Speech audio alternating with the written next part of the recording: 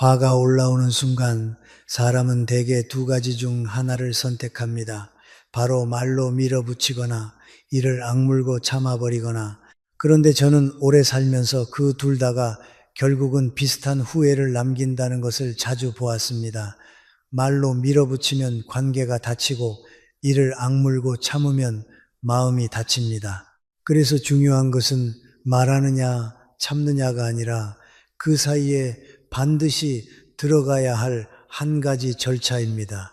멈추는 절차 말입니다. 우리가 화가 날 때 가장 먼저 무너지는 것은 생각이 아닙니다. 호흡입니다. 숨이 짧아지고 가슴이 답답해지고 말이 빨라지고 마음은 좁아집니다. 이때 입을 열면 그 말은 거의 예외 없이 감정에 실립니다. 감정이 실린 말은 상대를 설득하지 못합니다. 상대를 이기려는 말이 되고 결국 상대는 내 상처를 보지 못하고 자기 방어만 하게 됩니다. 그래서 분노 속에서 나온 말은 관계를 풀어주는 다리가 아니라 관계를 끊어버리는 칼이 되기 쉽습니다. 많은 분들이 침묵을 지는 것으로 생각합니다. 침묵하면 상대가 나를 무시할 것 같고 내가 만만해 보일 것 같아서 두렵다는 말도 자주 듣습니다. 그러나 침묵은 패배가 아닙니다. 침묵은 내 삶의 중심을 지키겠다는 선택입니다. 특히 인생 후반으로 갈수록 사람은 당장의 승리보다 관계의 신뢰가 더 중요해집니다. 신뢰는 한 번 깨지면 다시 쌓기 어렵습니다. 그리고 깨지는 순간은 늘 큰 사건이 아니라 순간의 말 한마디에서 시작됩니다. 제가 여러분께 권하고 싶은 것은 화가 치밀 때 반드시 먼저 해야 할 한 가지 행동입니다. 바로 숨을 보는 것입니다. 숨을 고치는 것이 아니라 숨을 보는 것입니다. 숨을 바라보면 마음이 조금 늦춰집니다. 늦춰지면 선택이 생깁니다. 선택이 생기면 감정이 나를 끌고 가는 것이 아니라 내가 감정을 다루기 시작합니다. 이것이 사람의 품격을 결정하는 지점입니다. 품격이란 멋을 부리는 것이 아니라 감정이 흔들릴 때에도 내가 나를 잃지 않는 능력입니다. 방법은 단순합니다. 화가 올라오는 순간 속으로 이렇게 말해 보십시오. 지금 나는 숨이 어떠한가? 가쁜가? 얕은가? 빠른가? 그리고 한 번만 천천히 들이쉬고 한 번만 길게 내쉬어 보십시오. 여기서 중요한 것은 깊게가 아니라 알아차림입니다. 알아차리는 순간 마음속에서 튀어나오려던 말이 잠시 멈춥니다. 그 짧은 멈춤이 인생을 바꿉니다. 사람은 크게 망가지는 것이 아니라 작은 멈춤을 놓쳐서 망가집니다. 분노가 올라오면 우리는 흔히 상대를 탓합니다. 저 사람이 틀렸다. 저 사람이 나를 무시했다. 저 사람이 나를 힘들게 한다. 그러나 조금만 더 깊이 들어가 보면 분노의 밑바닥에는 다른 감정이 숨어 있는 경우가 많습니다. 서운함, 억울함, 외로움, 자존심, 인정받고 싶은 마음. 이 감정들은 나쁜 것이 아닙니다. 인간이라면 누구나 같습니다. 다만 그것을 분노로 포장해서 던지는 순간 상대는 내 진심을 보지 못합니다. 그러니 먼저 숨을 보고 마음의 속도를 낮춘 다음 내 안에서 진짜 감정을 찾아야 합니다. 그때부터 말은 달라집니다. 칼이 아니라 진심이 됩니다. 여기서 한 가지 더 기억해야 합니다. 침묵은 참는 것이 아닙니다. 침묵은 준비입니다. 마음을 정리하고 내가 무엇 때문에 아팠는지를 알아보고 그 다음에 말할지 말지를 결정하는 준비입니다. 그래서 침묵에는 방향이 있어야 합니다. 그냥 입을 닫는 것이 아니라 시선을 안으로 돌리는 침묵이어야 합니다. 그 침묵이 있어야 우리는 무엇을 말할까가 아니라 말해도 되는가를 먼저 묻게 됩니다. 오늘 여러분께 드리고 싶은 결론은 이것입니다. 화가 날 때는 우선 말하지 마십시오. 대신 숨을 보십시오. 숨이 가라앉을수록 내 말은 가벼워지고 내 마음은 깊어집니다. 그리고 그 깊어진 마음이 관계를 살립니다. 인생에서 중요한 것은 이기는 말이 아니라 함께 살아갈 수 있게 만드는 말입니다. 그 말은 늘 침묵에서 시작됩니다. 숨을 보는 연습을 해보면 많은 분들이 이렇게 말합니다. 조금 가라앉는 것 같긴 한데 그래도 억울함이 남습니다. 숨을 쉬어도 속이 끓고 결국은 터집니다. 그 말이 맞습니다. 숨은 분노의 속도를 늦춰주지만 분노의 뿌리까지 한 번에 뽑아주지는 않습니다. 그래서 두 번째 단계가 필요합니다. 두 번째 단계가 숨이 조금 고요해진 뒤에 해야 할 일, 그것이 바로 내 분노의 정체를 확인하는 일입니다. 대부분의 분노는 한 가지 얼굴을 하고 나타나지 않습니다. 겉으로는 화처럼 보이지만 속에는 여러 감정이 섞여 있습니다. 제가 오랜 세월 사람들을 보며 느낀 것은 분노의 뿌리는 대개 네 가지 중 하나로 모여든다는 사실입니다. 억울함, 자존심, 슬픔, 두려움입니다. 화가 올라올 때 이 네 가지 중 무엇이 가장 강한지 알아차리면 말이 달라집니다. 그리고 관계도 달라집니다. 첫째는 억울함입니다. 억울함은 내가 정당한 대우를 받지 못했다는 감정입니다. 누군가 내 노력을 가볍게 여겼다. 내 마음을 몰라줬다. 공정하지 않았다. 억울함은 소리치면 풀릴 것 같지만 실제로는 더 깊어지는 경우가 많습니다. 왜냐하면 억울함을 분노로 던지는 순간 상대는 사실이 아니라 공격으로 받아들이기 때문입니다. 그래서 억울함이 뿌리일 때는 말의 방향을 바꿔야 합니다. 왜 그래? 가 아니라 나는 그 말이 서운했고 그 상황이 공정하지 않다고 느꼈다. 이렇게 사실과 감정을 분리해서 말해야 합니다. 둘째는 자존심입니다. 자존심이 건드려지면 사람은 유난히 급해집니다. 나를 무시했나? 내가 만만해 보이나? 이 감정이 올라오면 우리는 이겨야 한다는 강박에 사로잡힙니다. 그런데 자존심으로 하는 말은 대개 상대를 꺾는 말이지 관계를 살리는 말이 아닙니다. 자존심은 순간의 승리를 주는 대신 다음 만남을 어렵게 만듭니다. 자존심이 뿌리일 때는 잠깐 멈추고 스스로에게 물어야 합니다. 지금 내가 지키려는 것은 관계인가, 체면인가? 이 질문을 하면 말의 톤이 달라집니다. 체면을 지키려 하면 날이 서고 관계를 지키려 하면 조심스러워집니다. 셋째는 슬픔입니다. 슬픔이 쌓이면 사람은 화로 표현합니다. 사실은 외로웠고 서운했고 인정받고 싶었고 기대가 컸던 것입니다. 그런데 슬픔은 직접 말하기가 어렵습니다. 그래서 사람은 슬픔 대신 분노를 씁니다. 분노는 강해 보이니까요. 하지만 슬픔이 뿌리일 때는 강한 말이 오히려 더 큰 고립을 만듭니다. 슬픔이 뿌리라면 용기가 필요한 것은 센 말이 아니라 부드러운 진심입니다. 나는 그때 마음이 아팠다. 이 한마디가 칼을 내려놓게 합니다. 넷째는 두려움입니다. 특히 나이가 들수록 두려움은 더 교묘해집니다. 무시당할까봐, 버려질까봐, 소외될까봐, 내가 약해 보일까봐, 그래서 더 세게 말하고 더 빨리 반응합니다. 그러나 두려움으로 하는 말은 결국 두려움을 증명합니다. 내가 흔들리고 있다는 증거가 됩니다. 두려움이 뿌리일 때는 말로 상대를 붙잡기보다 내 중심을 세우는 행동이 먼저입니다. 잠깐 자리를 비우는 것도 방법이고 지금은 감정이 올라와서 정리하고 이야기하자라고 말하는 것도 방법입니다.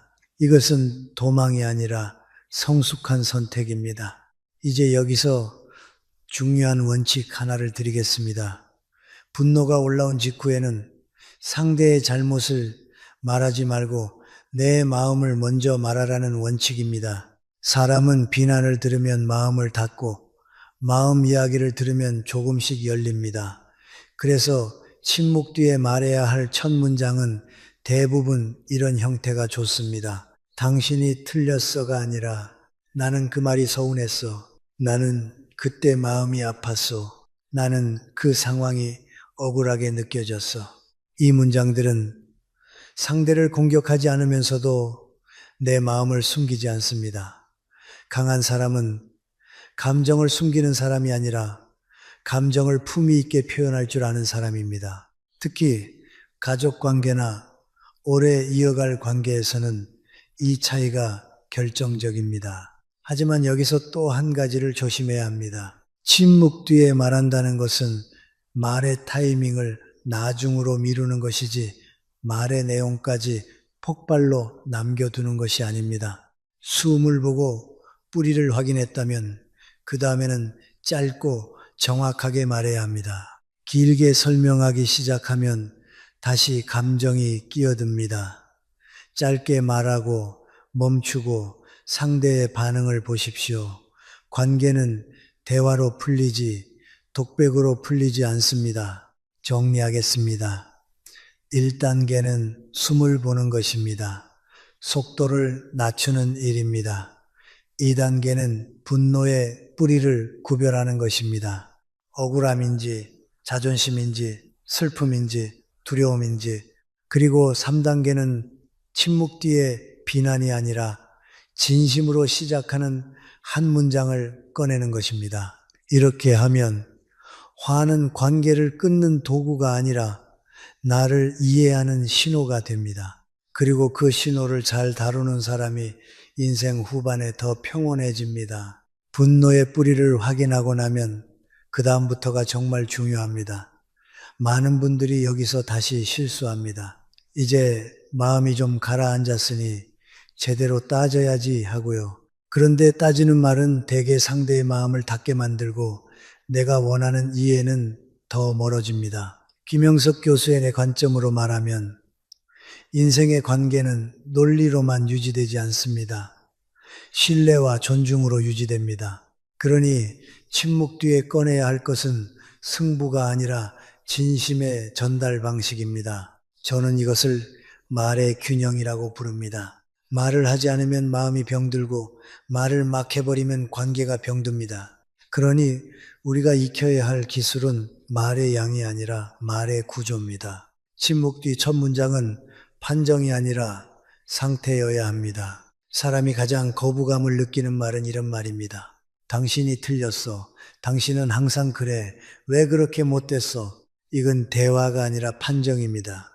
판정을 들은 사람은 곧바로 방어합니다. 그래서 첫 문장은 이렇게 바꿔야 합니다. 방금 그 말 나는 좀 서운했어.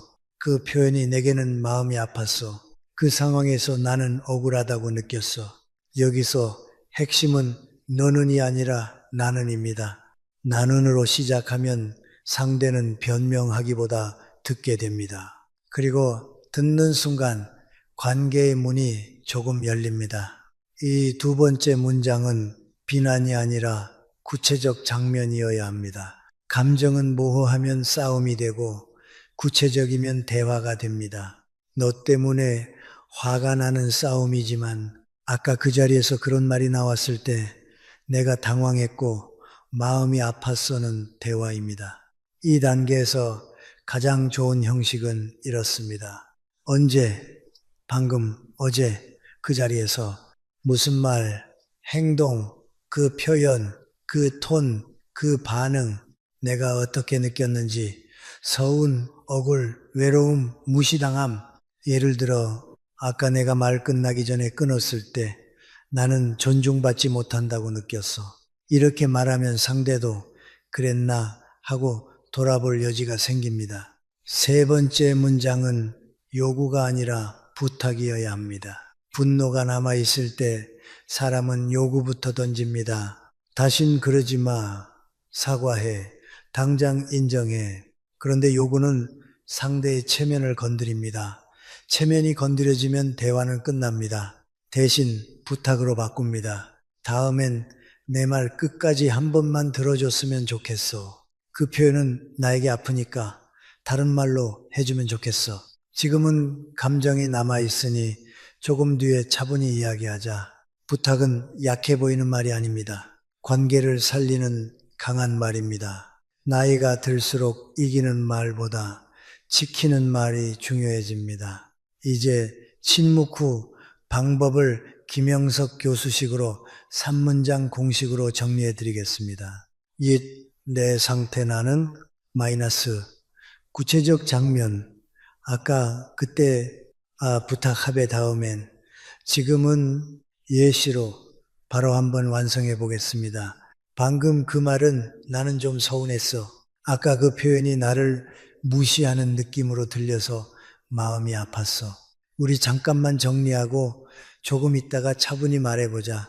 이 말에는 비난이 없습니다. 하지만 진심은 분명합니다.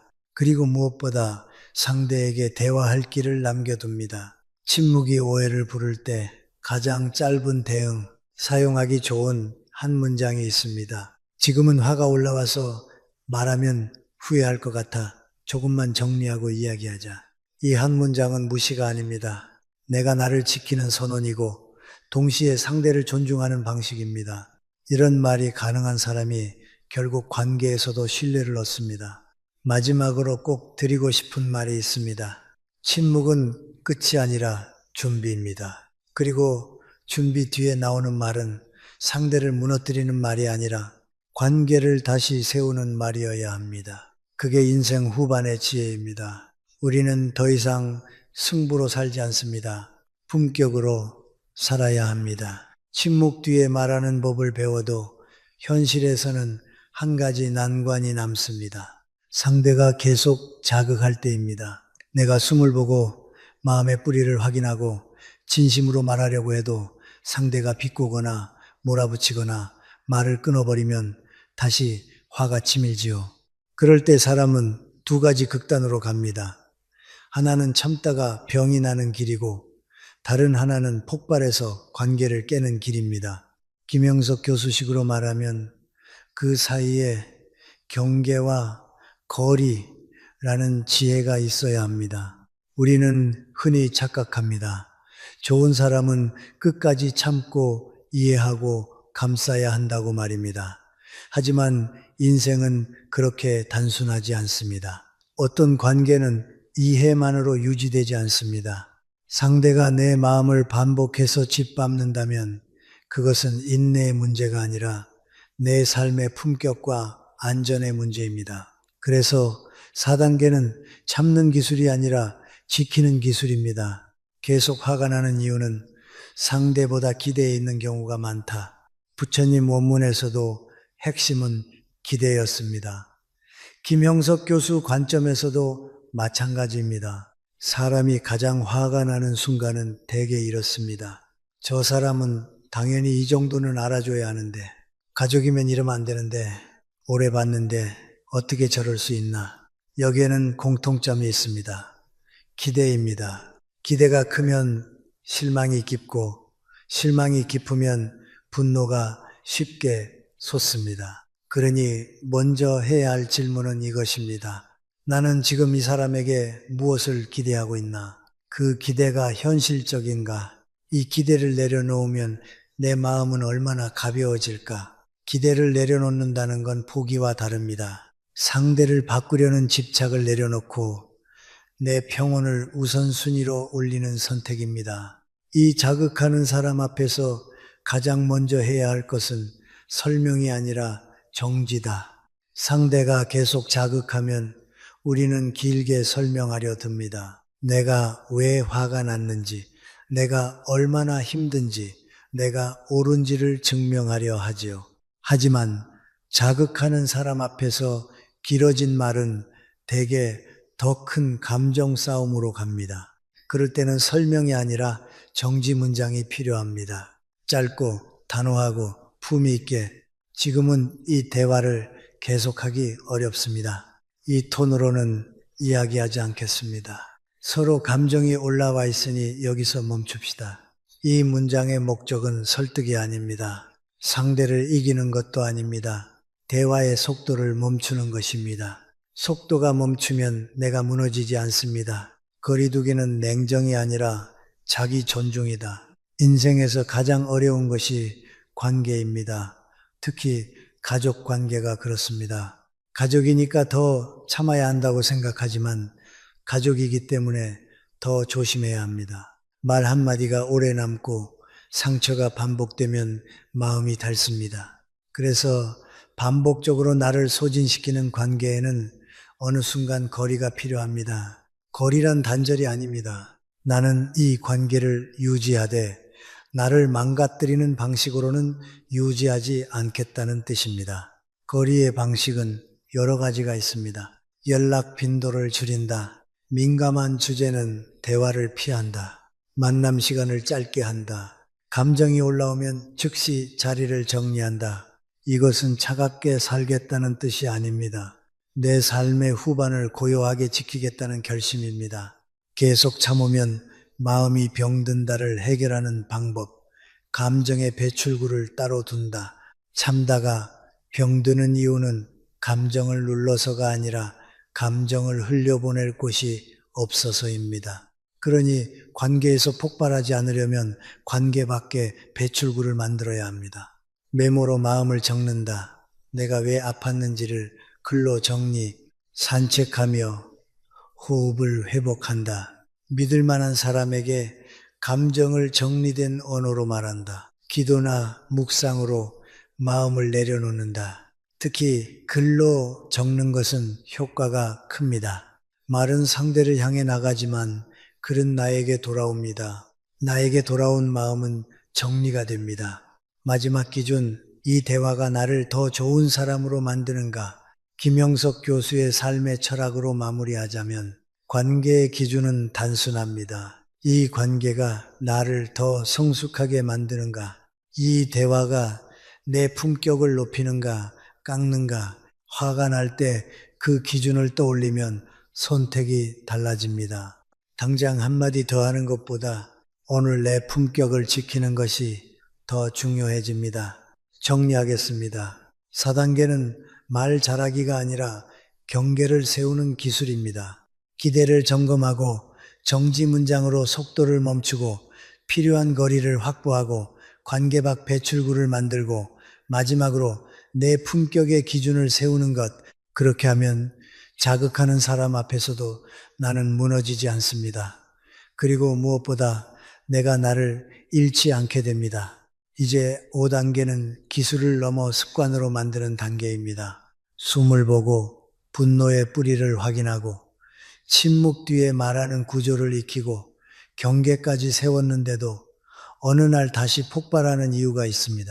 우리는 감정이 강해질수록 원칙을 잊고 몸이 익숙한 방식으로 돌아가기 때문입니다. 그래서 인생에서 진짜 실력은 아는 것이 아니라 반복해서 몸에 남는 것입니다. 김영석 교수식으로 말하면 삶을 지키는 지혜는 결국 습관의 품격으로 나타납니다. 여러분이 화를 다스리려면 특별한 날에 큰 결심을 하는 것이 아니라 매일의 작은 훈련을 만들어야 합니다.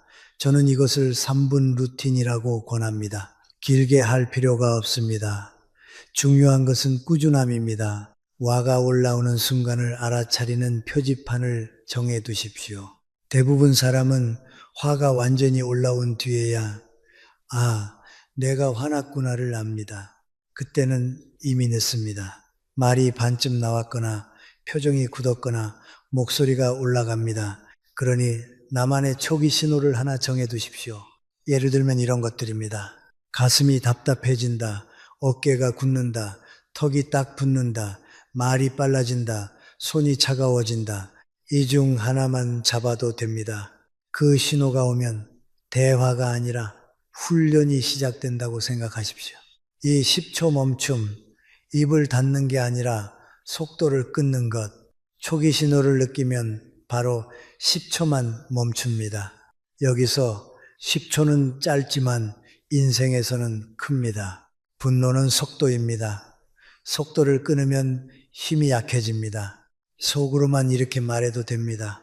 지금은 반응하지 않는다. 이 한 문장이 내 품격을 지켜줍니다. 호흡 3번, 깊게가 아니라 느리게, 숨을 크게 쉬려 하지 마십시오. 억지로 하면 더 긴장됩니다. 그냥 천천히 3번이면 됩니다. 들이쉬며 지금 내 숨이 빠르다. 내쉬며 속도를 늦춘다. 다시 내쉬며 말은 나중에 한다. 호흡은 마음을 이기는 도구가 아니라 마음을 제자리로 데려오는 길입니다. 분노의 뿌리 1초 점검. 내가 지금 아픈 이유는 무엇인가? 여기서 길게 분석할 필요 없습니다. 1초면 됩니다. 억울함인가? 자존심인가? 슬픔인가? 두려움인가? 한 단어만 붙이면 됩니다. 그 한 단어가 이후의 말을 바꿉니다. 예를 들어 자존심이라고 붙는 순간 우리는 이렇게 멈출 수 있습니다. 아, 내가 지금 관계가 아니라 체면을 지키려 하고 있구나. 이 깨달음 하나가 폭발을 막습니다. 침묵 뒤 한 문장 미리 준비해 두십시오. 감정이 올라오면 즉석에서 좋은 말이 나오기 어렵습니다. 그래서 저는 미리 준비된 한 문장을 권합니다. 내가 어려울 때 꺼낼 수 있는 짧고 품위 있는 문장입니다. 지금 말하면 후회할 것 같아서 조금 뒤에 이야기하겠습니다. 내 마음이 올라와 있으니 정리하고 다시 말하겠습니다. 그 말이 나에게는 아픕니다. 차분히 말해봅시다. 이 문장은 상대를 이기기 위한 말이 아니라 나를 지키는 말입니다. 그리고 나를 지키는 사람이 결국 관계도 지킵니다. 기록 2분이 폭발을 줄입니다. 하루 끝에 2분만 적어 보십시오. 오늘 내가 화가 났던 순간 하나, 그리고 그때 내 분노의 뿌리는 무엇이었는지, 마지막으로 내가 다음엔 어떤 한 문장을 쓰겠다를 적습니다. 기록은 감정을 눌러두는 것이 아니라 감정을 정리해 흘려보내는 통로입니다. 그리고 기록이 쌓이면 내 마음의 패턴이 보입니다. 패턴이 보이면 사람은 바뀝니다. 마지막 결론, 분노를 다스리는 사람은 자기 인생을 다스린다. 우리는 화를 없앨 수는 없습니다. 인간이니까요. 하지만 화에 끌려가서 말로 관계를 깨뜨릴지 화를 알아차리고 품격으로 건널지는 선택할 수 있습니다. 그 선택이 인생 후반의 평온을 결정합니다. 그러니 오늘부터 이렇게만 하십시오. 초기 신호 하나 잡기, 10초 멈춤, 호흡 3번, 뿌리 1단어, 준비 문장 1개, 기록 2분. 이 6가지가 화가 날 때마다 여러분을 지켜줄 것입니다. 그리고 그 반복이 쌓이면 어느 순간 화가 올라와도 삶의 중심이 흔들리지 않는 날이 옵니다. 그때 여러분은 알게 됩니다. 침묵은 참는 것이 아니라 삶의 품격을 세우는 힘이었다는 것을. 6단계는 관계의 기술이라기보다 노후의 철학에 가깝습니다. 왜냐하면 화를 다스리는 최종 목적이 단지 싸움을 피하는 데 있지 않기 때문입니다. 결국 우리가 지키려는 것은 평온, 더 정확히는 내 인생의 품격과 고요입니다. 김영석 교수식으로 말하면 인생 후반의 가장 큰 자산은 돈만이 아니라 마음의 질서입니다. 그 질서가 무너지면 사람은 작은 말에도 흔들리고 작은 일에도 상처받고 결국 관계에서도 고립됩니다. 그래서 이 단계에서는 질문을 바꿔야 합니다. 어떻게 하면 화를 참을까가 아니라 내 삶을 어떤 방향으로 살 것인가입니다. 분노는 성격이 아니라 삶의 피로에서 커진다. 나이가 들수록 화가 잦아지는 분들이 있습니다. 그분들이 본래 성격이 나빠서가 아닙니다. 대개는 삶이 누적한 피로 때문입니다. 인정받지 못했던 시간, 오래 참아온 서운함, 해결되지 않은 가족 문제, 내 노력에 대한 무시, 경제적 불안, 건강의 불안, 점점 줄어드는 관계, 이런 것들이 쌓이면 분노는 쉽게 불이 붙습니다. 그러니 화가 날 때마다 내가 왜 이렇게 예민해졌지라고 자책하기보다 내 삶의 피로가 쌓였구나 라고 인정하는 것이 먼저입니다. 인정이 있어야 정리가 됩니다. 이 인생 후반의 원칙, 이길 필요가 없는 싸움은 내려놓는다. 젊을 때는 이겨야 하는 싸움이 있습니다. 생존이 걸려 있으니까요. 하지만 인생 후반에는 싸움의 기준이 달라져야 합니다. 평온을 깨면서까지 이겨야 할 싸움은 거의 없습니다. 여기서 중요한 판단 기준이 하나 있습니다. 이 말을 해서 내가 얻는 것은 무엇인가? 이 말을 해서 내가 잃는 것은 무엇인가?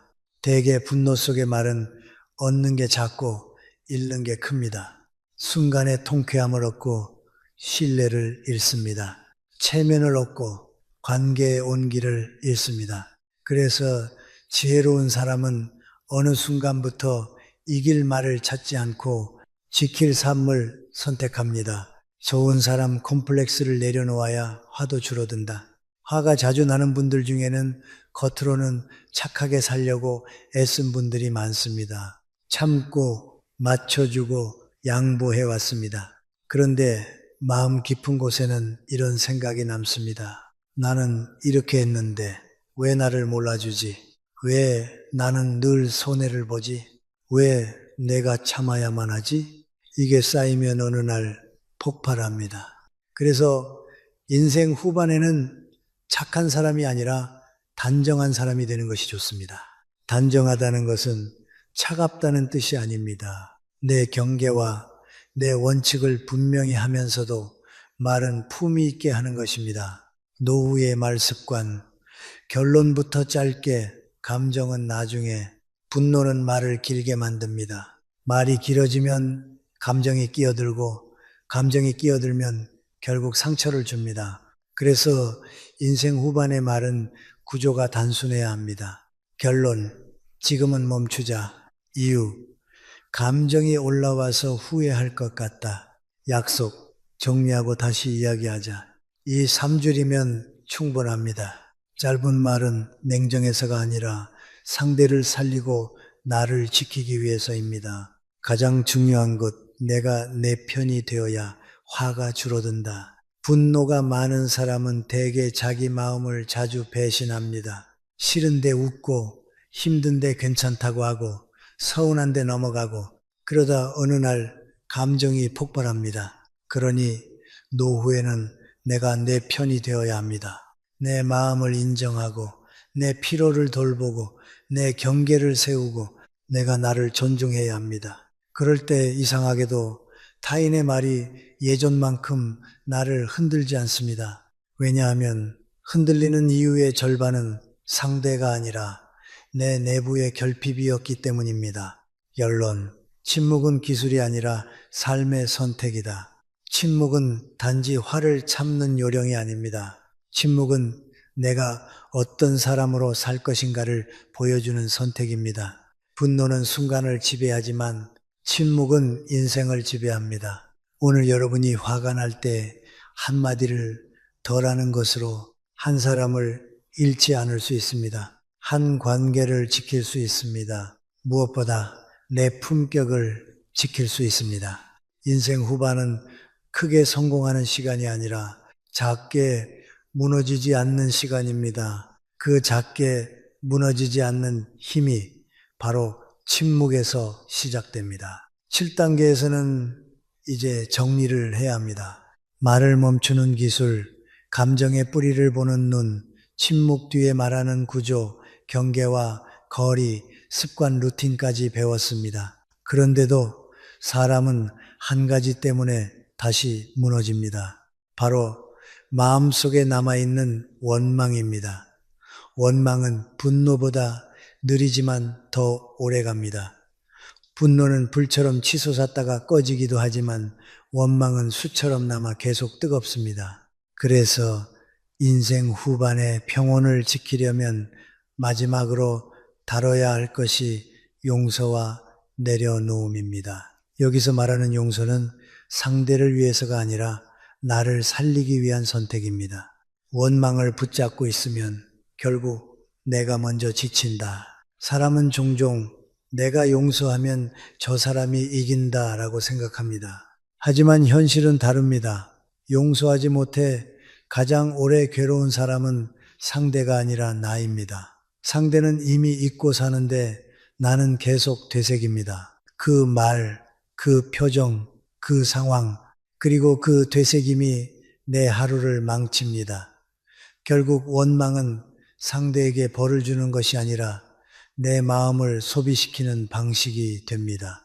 김영석 교수식으로 말하면 인생 후반에는 남을 이기려는 마음보다 내 시간을 지키는 마음이 더 중요합니다. 원망은 시간을 빼앗고 잠을 빼앗고 건강까지 빼앗습니다. 그러니 원망을 내려놓는 것은 도덕 시험이 아니라 삶의 관리입니다. 용서에는 두 종류가 있다. 관계를 잇는 용서, 관계를 멀리하는 용서. 용서라고 하면 많은 분들이 오해합니다. 다시 예전처럼 친해져야 하나요? 그럴 필요는 없습니다.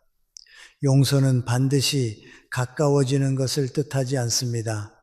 용서에는 거리 있는 용서도 있습니다. 관계를 잇는 용서, 상대가 변화의 의지가 있고 대화가 가능한 경우, 관계를 멀리하는 용서, 상대가 반복해서 상처 주고 계속 무너뜨리는 경우, 두 번째 경우에는 마음은 내려놓되 거리는 유지하는 것이 지혜입니다.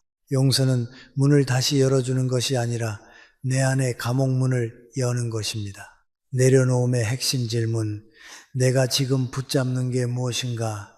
원망이 오래가는 이유는 사건 자체보다 기대가 깨진 자리 때문입니다. 가족이면 이래야 하는데, 친구면 이 정도는 알아줘야 하는데, 배우자면 나를 지켜줘야 하는데, 이 기대가 깨졌을 때 우리는 상대를 미워하기보다 사실은 상실감을 겪습니다. 기대했던 사랑, 인정, 존중, 공정함을 잃어버린 슬픔이지요. 그래서 내려놓기 위해서는 먼저 이렇게 물어야 합니다. 내가 붙잡고 있는 건 사람인가, 기대인가?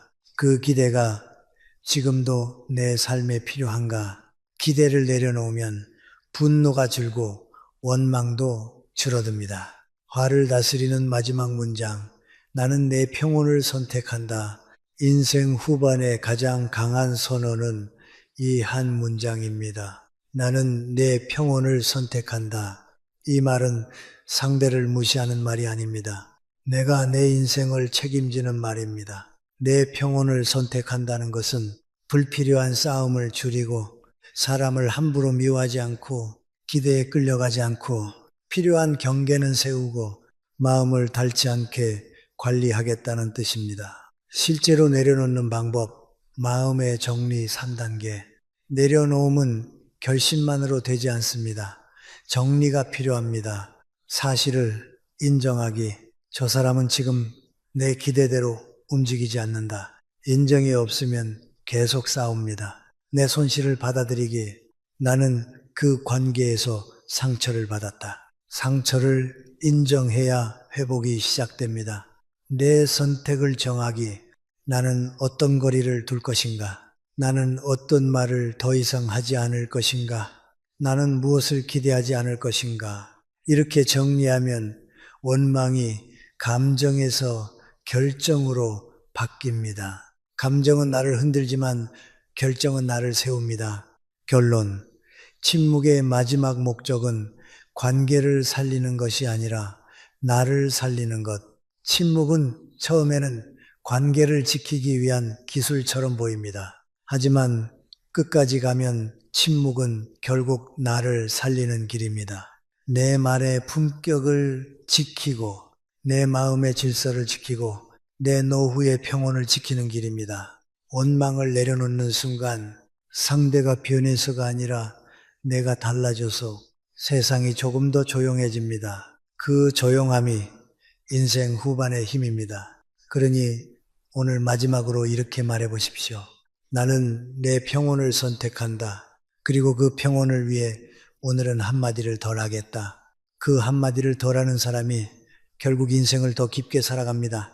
8단계는 마지막입니다. 여기서는 교훈을 말로만 끝내지 않고 삶에 남는 결론으로 닫아야 합니다. 김영석 교수식으로 말하면 인생 후반의 지혜는 거창한 철학이 아니라 하루의 태도로 증명됩니다. 화를 다스리는 공부도 마찬가지입니다. 숨을 보고 뿌리를 확인하고 침묵 뒤에 말하고 경계를 세우고 습관을 만들고 원망을 내려놓는 이유는 딱 하나입니다. 내가 내 인생의 마지막을 품위 있게 살기 위해서입니다. 사람은 나이가 들수록 잃는 것이 많아집니다. 기회가 줄고 체력이 줄고 관계가 줄고 감정의 여유도 줄어듭니다. 그래서 말이 더 중요해집니다. 젊을 때는 실수해도 다시 만나고 다시 풀 기회가 많지만 인생 후반에는 한 번 깨진 신뢰가 다시 돌아오지 않는 경우가 많습니다. 그러니 화가 날 때 말을 아끼는 것은 인내가 아니라 지혜의 관리입니다. 저는 이렇게 정리하고 싶습니다. 화는 없어지지 않습니다. 그러나 화에 끌려가느냐, 화를 다루느냐는 선택할 수 있습니다. 그리고 그 선택이 결국 노후의 고립을 막고 관계를 지키고 무엇보다 내 마음을 지킵니다. 이제 여러분께 마지막으로 한 가지 약속만 제안하겠습니다. 완벽하게 하려 하지 말고 딱 이것만 하자는 약속입니다. 화가 올라오면 오늘은 한마디를 덜 하겠다. 한마디를 덜 하면 무엇이 달라질까요? 상대에게 상처를 덜 줍니다. 내가 후회할 일을 덜 만듭니다. 그리고 무엇보다 내 마음이 덜 닳습니다. 그 한마디를 덜 하는 대신 여러분은 해야 할 것이 있습니다. 우리가 배운 순서를 아주 짧게 다시 세우면 이렇습니다. 숨을 본다. 뿌리를 본다. 진심으로 말한다. 경계를 지킨다. 기록으로 정리한다. 그리고 내려놓는다. 이 6가지는 사실 하나로 모입니다. 내 중심을 잃지 않는 것. 사람은 누구나 흔들립니다. 중요한 것은 흔들리지 않는 사람이 되는 것이 아니라 흔들릴 때마다 다시 중심으로 돌아오는 사람이 되는 것입니다. 그게 인생의 성숙입니다. 그리고 마지막으로 침묵을 두려워하지 마십시오. 침묵은 차가움이 아닙니다. 침묵은 무시가 아닙니다. 침묵은 도망도 아닙니다. 침묵은 내가 나를 지키는 방식이고 상대에게도 상처를 주지 않는 방식이며 관계를 망치지 않는 방식입니다. 혹시 오늘도 화가 날 일이 있으셨습니까? 그러면 이렇게만 해보십시오. 지금은 말하면 후회하겠다. 숨을 먼저 보자. 조금 뒤에 진심으로 말하자. 이 세 문장이 여러분의 하루를 바꿀 수 있습니다. 인생을 바꾸는 것은 거창한 사건이 아니라 이런 작은 선택이 반복되는 힘입니다. 저는 여러분이 인생 후반을 더 조용하고 더 따뜻하고 더 단정하게 살아가길 바랍니다. 그 시작은 언제나 같습니다. 화가 날 때 말보다 먼저 숨을 보는 것, 그리고 한마디를 덜 하는 것. 그 한마디를 덜 하는 사람이 결국 가장 강한 사람입니다. 말씀을 마치고 나면 꼭 이런 질문이 남습니다. 교수님, 다 좋은데요. 현실에서는 상대가 가만히 두질 않습니다. 침묵하면 더 몰아붙이고 문자로 쏟아붓고 말로 눌러버립니다. 그럴 땐 어떻게 해야 합니까? 그럴 때 필요한 것은 마음가짐이 아니라 상황별 한 문장입니다. 사람은 감정이 올라오면 말을 잃습니다. 말을 잃으면 다시 화로 돌아갑니다. 그러니 미리 준비된 한 문장이 인생을 지켜줍니다. 먼저 가족 이야기부터 하겠습니다. 가족은 가까운 만큼 말이 거칠어지기 쉽습니다. 특히 부모와 자식, 형제자매, 부부 사이에서 그렇습니다. 봐, 이때 가장 위험한 말은 네가 뭘 알아? 너는 원래 그래 같은 낙인입니다. 한번 낙인이 찍히면 대화는 끝나고 상처만 남습니다. 가족에게는 이렇게 말하는 게 좋습니다. 짧게요. 지금은 감정이 올라와서 말하면 서로 다칠 것 같습니다. 조금만 정리하고 다시 이야기합시다. 오늘은 여기까지 하겠습니다. 이 세 문장은 냉정이 아닙니다. 가족을 지키는 문장입니다. 가족에게는 이기는 말보다 끝내지 않는 말이 더 중요합니다. 두 번째는 상대가 계속 몰아붙일 때입니다. 침묵하면 왜 말이 없어? 네가 잘못한 거 인정하는 거지? 라고 자극하는 사람이 있습니다. 여기서 길게 설명하면 다시 감정 싸움이 시작됩니다. 그러니 짧게 선을 긋고 끝내야 합니다. 인정해서가 아니라 후회하지 않기 위해 멈추는 겁니다. 지금은 대화가 아니라 감정 싸움이 될 것 같아서 멈춥니다. 이 방식이면 대화하지 않겠습니다. 말이 단호할수록 좋습니다. 음해가 단호함은 공격이 아니라 내 기준을 세우는 태도입니다. 세 번째는 문자와 카톡입니다. 요즘 분노는 대면보다 메시지에서 더 빨리 폭발합니다. 짧은 문장 하나가 오해를 만들고, 오해가 분노를 만들고, 분노가 긴 메시지를 부릅니다.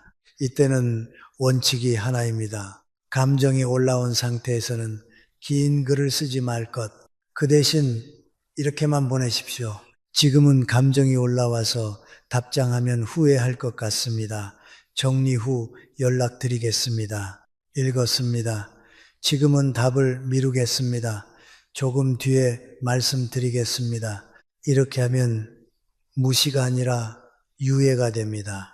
유예는 관계를 살립니다. 네 번째는 침묵 뒤에 사과가 필요할 때입니다. 가끔은 내가 먼저 날카롭게 말하는 경우가 있습니다. 그럴 때 많은 사람이 자존심 때문에 더 꼬이죠.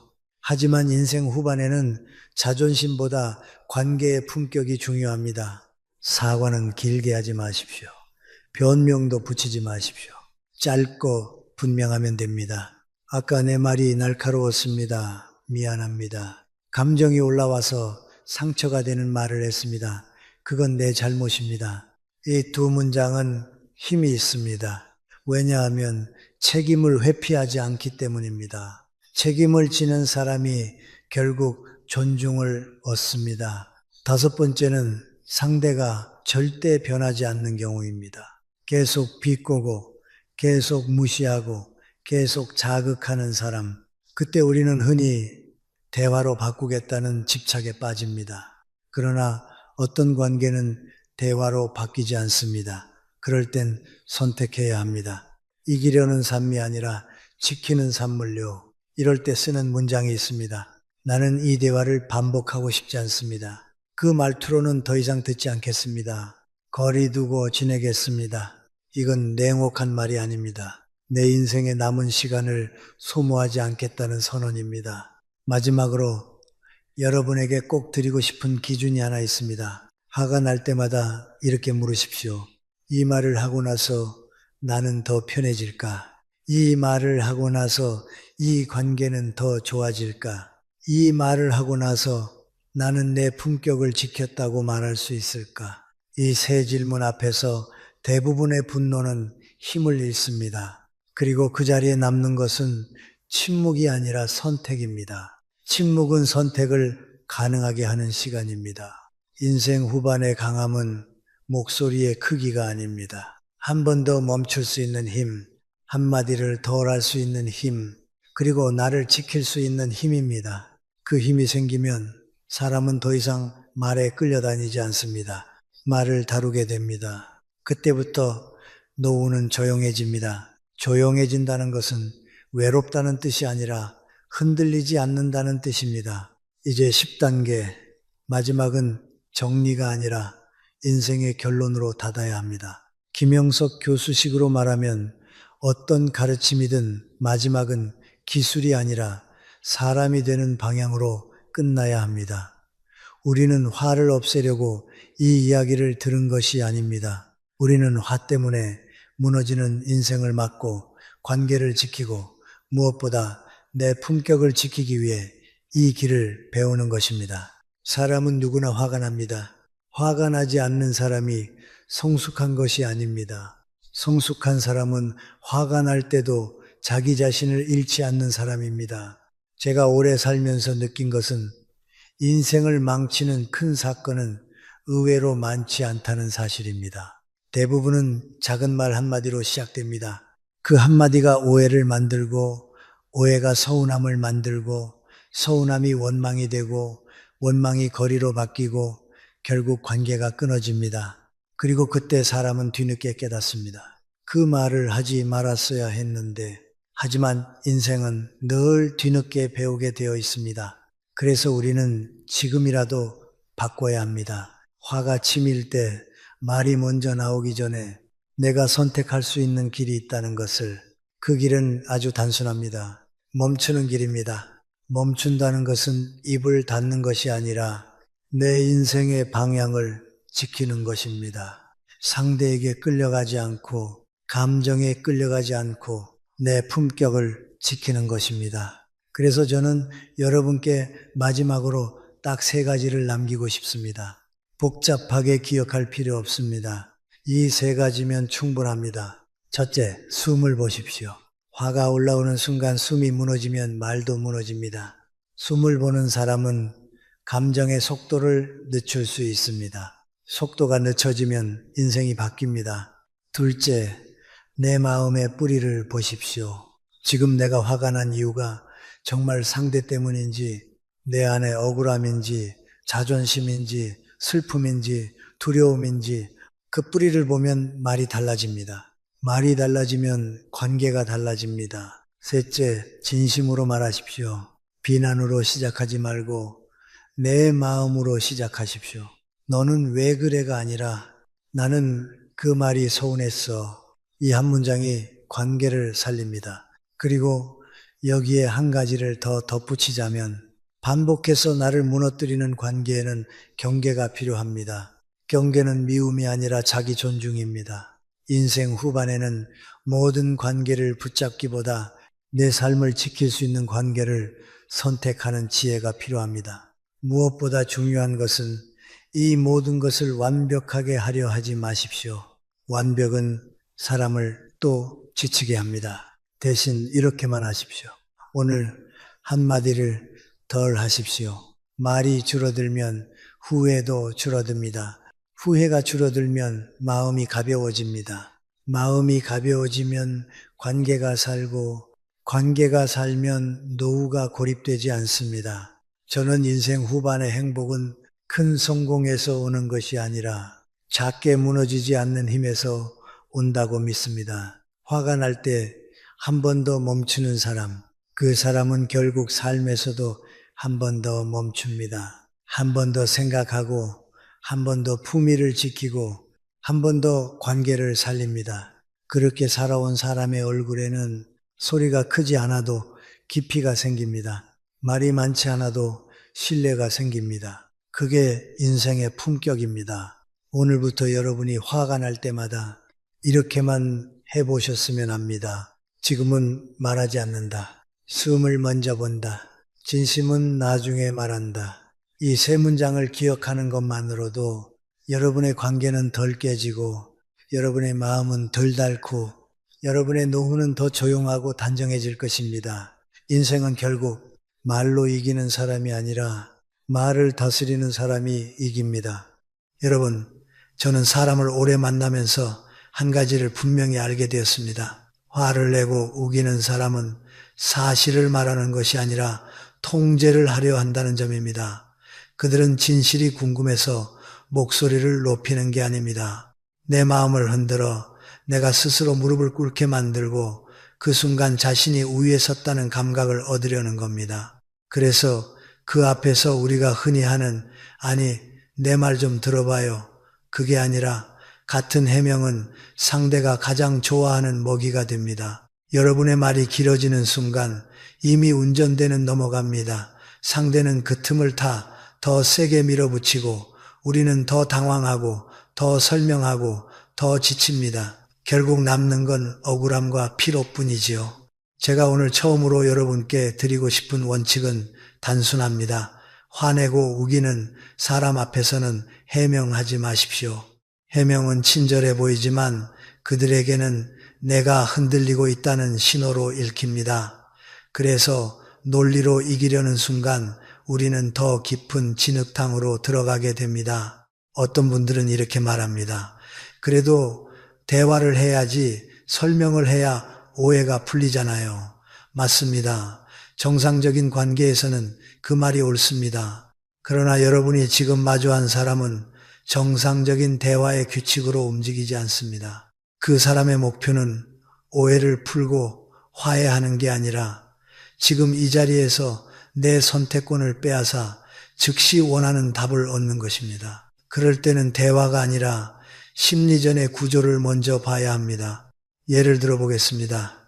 오랜만에 연락한 지인이 찾아와 갑자기 돈 이야기를 꺼냅니다. 형편이 급해서 그러니 지금 당장 좀 도와줘. 여기까지는 부탁일 수 있습니다. 그런데 내가 난색을 보이는 순간 그 사람의 얼굴이 달라집니다. 우리가 알고 지낸 세월이 얼만데 날 못 믿나? 내가 떼먹을 사람이야. 목소리가 높아지고 분위기가 거칠어집니다. 이때 많은 분들이 마음이 약해집니다. 괜히 내가 나쁜 사람이 된 것 같고 관계가 깨질까 두렵고 그래서 급히 수습하려 하지요. 그게 아니라 요즘 나도 사정이 좀 내 말 좀 들어봐. 여러분 바로 그때입니다. 상대는 먹힌다는 확신을 얻습니다. 해명하는 순간 이미 우리는 방어 자세로 내려앉았고 상대는 공격 자세로 올라선 겁니다. 그러면 그 사람은 더 큰 소리로 압박합니다. 사정이 어쨌든 지금 당장 필요하잖아. 왜 이렇게 딱딱하게 굴어? 우리의 설명은 더 길어지고 마음은 더 흔들리고 결국 우리는 거절이 아니라 변명의 사람이 됩니다. 그런데 여러분, 이 판을 뒤집는 방법은 의외로 아주 짧습니다. 말싸움을 잘하는 능력이 아니라 통제권을 회수하는 한 문장이면 됩니다. 상대가 흥분해서 몰아붙일 때 우리는 이렇게 말해야 합니다. 지금 많이 흥분하신 것 같습니다. 오늘 이 자리에서는 이 문제로 어떤 결정도 내리지 않겠습니다. 이 문장은 냉정한 도망이 아닙니다. 싸움을 피하는 것도 아닙니다. 오히려 그 자리에서 내가 주도권을 되찾는 선언입니다. 상대는 당장 반발할 수도 있습니다. 뭐 결정을 안 한다고? 하고 더 씩씩거릴 수도 있지요. 하지만 여기서 중요한 건 여러분이 그 다음에 무엇을 하느냐입니다. 많은 분들이 이 말을 해놓고도 불안해서 다시 설명을 붙입니다. 내가 널 안 믿는 건 아니고 그러면 다시 운전대가 흔들립니다. 한 문장을 던졌다면 그 다음은 입을 다무는 것이 핵심입니다. 상대의 기세가 올라갈수록 내 말은 더 짧아져야 합니다. 반응이 길어질수록 상대는 더 신이 납니다. 반응이 짧아질수록 상대는 연료를 잃습니다. 왜 그럴까요? 화내고 우기는 사람의 머릿속에는 항상 두 가지 기대 시나리오가 있습니다. 첫째, 내가 같이 화를 내며 싸워주는 것. 둘째, 내가 기가 죽어 변명하며 설득하는 것. 이 두 가지는 모두 상대에게 유리합니다. 같이 화를 내면 거봐 너도 성질 내잖아 라며 자기 분노를 정당화할 수 있고 변명하면 내가 압박하니 흔들린다는 권력감을 얻습니다. 그런데 내가 결정을 내리지 않겠다라고 말해버리면 어떨까요?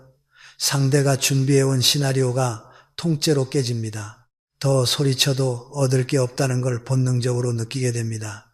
그리고 그때부터 상대는 스스로 브레이크를 밟습니다. 말이 빨라지던 사람이 갑자기 말을 더듬고 헛기침을 하고 목소리를 낮춥니다. 왜냐하면 더 날뛰면 오히려 자기 꼴이 우스워질 수 있다는 걸 알기 때문입니다. 이 한 문장에는 세 가지 메시지가 숨어 있습니다. 첫째, 나는 당신의 목소리에 겁먹지 않는다. 둘째, 나는 당신과 진흙탕 싸움을 하지 않는다. 셋째, 그리고 가장 중요하게 이 상황의 최종 결정권은 당신이 아니라 나에게 있다. 여러분, 인간관계에서 우리가 무너지는 순간은 대개 상대의 성격 때문이 아니라 내가 주도권을 넘기는 습관 때문입니다. 특히 나이가 들수록 우리는 좋은 게 좋은 거라며 빨리 매듭 짓고 싶어 합니다. 분위기가 어색해질까봐, 관계가 깨질까봐, 내가 모질게 보일까봐, 그래서 설명하고 달래고 양보하고 끝내는 내가 미안하다는 말까지 합니다. 그런데 화내고 우기는 사람 앞에서는 그 선함이 오히려 내 목을 조르는 줄이 됩니다. 한 번은 넘어가도 두 번은 참아도 세 번째부터는 그들은 그것을 학습합니다. 이 사람은 목소리만 높이면 결국 물러서는구나. 그러니 여러분, 오늘부터는 기억하십시오. 누군가 억지로 몰아붙일 때 내 말 좀 들어봐로 시작하지 마십시오. 그 말은 상대에게 내가 흔들린다는 신호입니다. 대신 아주 단정하게 말하십시오. 지금은 이 문제를 결정하지 않겠습니다.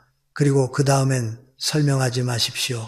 설명은 여러분의 품격을 보여주는 것이 아니라 상대의 공격이 통했다는 증거가 될 때가 많습니다. 저는 여러분이 싸움에서 이기기보다 나를 지키는 질서를 세우길 바랍니다. 감정을 다스리며 내 선택권을 지키는 사람은 결국 어느 자리에서든 쉽게 휘둘리지 않습니다.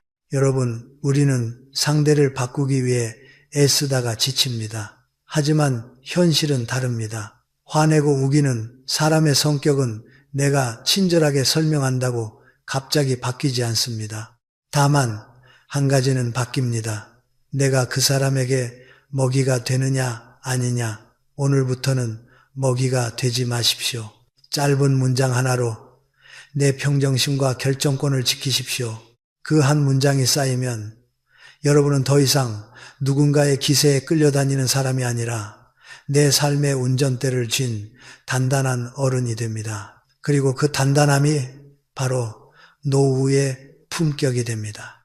여러분, 일부에서 제가 말씀드린 건 결정권을 미루는 한 문장으로 통제권을 되찾는 방법이었습니다. 그런데 현실에서는 이런 장면이 많습니다. 상대가 꼭 돈이나 부탁만으로 우기지 않습니다. 사람들 앞에서 비아냥거리거나 조롱하거나 괜히 목소리를 높여 분위기를 망칩니다. 이때 우리는 속이 부글부글 끓습니다. 표정이 일그러지고 목소리가 떨리고 심장이 빨라집니다. 그리고 마음속으로 이렇게 생각하지요. 가만히 있으면 내가 지는 것 같아. 여기서 참으면 바보가 되는 거야. 그래서 본능적으로 감정으로 맞서거나 아니면 억지로 웃으며 넘기려 합니다. 하지만 여러분, 화내고 우기는 사람에게 가장 큰 선물은 무엇인지 아십니까? 바로 내 감정이 흔들리는 모습입니다. 제가 두 번째로 드리고 싶은 원칙은 이것입니다. 일관된 태도로 무반응의 바위가 되십시오. 여기서 말하는 무반응은 멍청하게 당하고만 있으라는 뜻이 아닙니다. 상대의 공격을 감정으로 받아들이지 않고 내가 정한 톤과 속도로만 반응하겠다는 선언입니다. 왜냐하면 화내고 우기는 사람은 대화의 내용으로 싸우지 않습니다. 그들은 분위기로 싸웁니다. 목소리의 크기, 말의 속도, 표정의 흔들림, 주변 사람들의 시선, 그 모든 것을 이용해 내가 우위라는 판을 만들려 하지요. 그러니 내가 감정으로 파도를 타는 순간 나는 상대가 만든 판 위에서 춤추는 사람이 됩니다. 여러분 주변에도 이런 사람이 있지요. 꼭 모임에 한 명씩 있습니다. 남의 약점 하나 잡으면 사람들 앞에서 크게 말합니다. 어휴, 넌 아직도 그걸 그렇게밖에 못해? 그러니까 네가 안 되는 거야. 내가 틀린 말 했어? 이런 말을 던지며 상대가 얼굴이 빨개지는 걸 즐깁니다. 그 사람은 진짜 조언을 하려는 게 아닙니다. 자기 우월감을 확인하려는 겁니다. 그래서 내가 발끈하면 할수록 그 사람은 더 신이 납니다. 어호, 맞는 말 해줬더니 성질이네 하고요. 결국 상처는 내가 받고 밤에 뒤척이는 사람도 나입니다. 그런데 똑같은 상황에서 어떤 분은 전혀 다른 반응을 합니다. 누군가 비아냥거리며 사람들 앞에서 깎아내릴 때 그분은 하던 일을 잠깐 멈춥니다. 상대를 무표정으로 가만히 바라봅니다. 눈은 피하지 않되 공격하지도 않습니다. 그리고 목소리 하나 떨지 않고 평소 톤으로 딱 한마디만 합니다. 아, 그렇게 생각할 수도 있겠네요. 또는 알겠습니다. 그리고 다시 하던 일로 돌아갑니다. 여러분, 이 말이 상대를 논리적으로 설득합니까? 아닙니다. 하지만 이 한마디가 상대의 목적을 산산이 부조입니다. 왜냐하면 상대가 원하는 건 상처받은 표정과 당황한 해명인데 나는 그것을 하나도 주지 않았기 때문입니다. 상대는 갑자기 말문이 막힙니다. 허공에 주먹을 휘두른 사람처럼 민망해집니다. 그 민망함을 견디지 못해 헛기침을 하거나 자리를 피하기도 하지요. 심리학에서 아이가 때를 쓸 때를 생각해 보십시오. 부모가 화를 내거나 급히 달래면 아이는 더 크게 웁니다. 왜냐하면 내 떼쓰기가 통한다는 학습이 되기 때문입니다. 화내고 우기는 어른도 구조는 비슷합니다. 그들의 억지의 연료는 내가 흔들리는 감정입니다. 내가 흔들리면 그들은 더 세게 밀어붙입니다. 반대로 내가 흔들리지 않으면 그들은 밀어붙일 연료를 잃습니다. 그래서 저는 여러분께 이렇게 권합니다. 도발을 받는 순간 의식적으로 느리게 가십시오.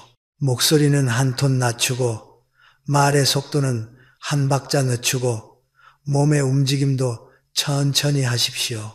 상대는 속도를 올려 몰아붙이는데 내가 속도를 늦추면 상대의 기세는 스스로 붕 뜹니다. 그 사람은 더 빨리 달리려다 헛발을 디디는 꼴이 됩니다. 하지만 여기서 여러분이 가장 어려워하는 게 있습니다. 교수님, 저는 속이 끓어서 표정이 관리가 안 됩니다. 그 마음을 압니다. 사람은 기계가 아니니까요. 그런데 여러분, 표정과 톤을 지키는 것은 감정이 없는 사람이 하는 게 아닙니다. 오히려 감정이 올라오는 순간에도 내가 나를 지키는 훈련입니다. 그러니 완벽하려고 하지 마십시오. 다만 기준을 하나 세우십시오. 상대가 소리를 지를수록 나는 내 톤을 유지한다. 이것만 해도 판이 바뀝니다. 구체적으로 어떻게 하느냐? 첫째, 상대가 자극적인 말을 던지면 즉시 반박하지 마십시오. 2초만 멈추십시오. 숨을 한번 들이쉬고 내 혀가 먼저 달려나가지 않도록 잡아두는 겁니다. 둘째, 반응은 짧게 하십시오. 길게 말하면 설명이 되고 설명은 다시 운전대를 넘기는 길이 됩니다. 셋째, 감정 표현을 문장으로 하지 마십시오. 기분 나쁘네요. 왜 그러세요? 같은 말은 상대에게 싸울 명분을 줍니다. 대신 내용이 아닌 구조만 잘하십시오. 그렇게 큰 소리로 말씀하시면 대화를 이어가기 어렵습니다. 혹은 그 말은 여기서 멈추겠습니다. 이런 문장은 감정이 아니라 질서를 세웁니다.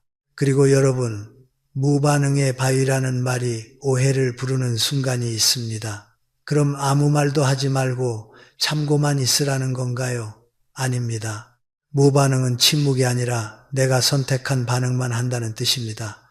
상대는 나를 흔들기 위해 계속 버튼을 누릅니다. 과거 이야기 꺼내고 비교하고 비웃고 내 약점을 찌릅니다. 그 버튼이 눌릴 때마다 내가 즉시 튀어나가면 상대는 이 버튼이 먹힌다를 확인하고 계속 누릅니다. 그러나 내가 흔들리지 않고 짧게 반응하면 상대는 여기선 이 버튼이 안 먹히는구나를 학습합니다.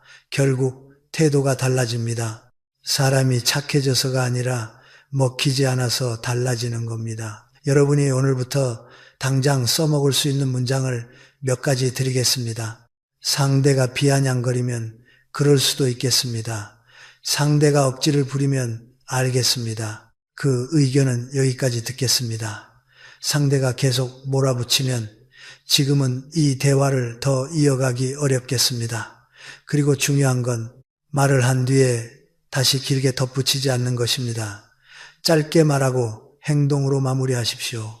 고개를 돌려 다른 대화로 넘어가거나 물을 한 모금 마시거나 자리를 옮기는 겁니다. 그 행동이 바로 나는 흔들리지 않는다는 메시지입니다. 여러분, 노후의 인간관계에서 가장 큰 손해는 무엇인가? 돈도 아닙니다. 자존심도 아닙니다. 내 평온한 하루가 망가지는 것입니다. 한 사람의 무례한 말이 집까지 따라와 밤을 흔들고 다음날 아침까지 기운을 빼앗는 것, 그게 가장 아깝습니다. 그래서 저는 여러분이 사람을 이기려 하기보다 내 하루를 지키는 기술을 배우길 바랍니다. 바람이 거세게 불어도 바위는 흔들리지 않습니다. 파도가 아무리 높아도 바위는 그 자리에 있습니다.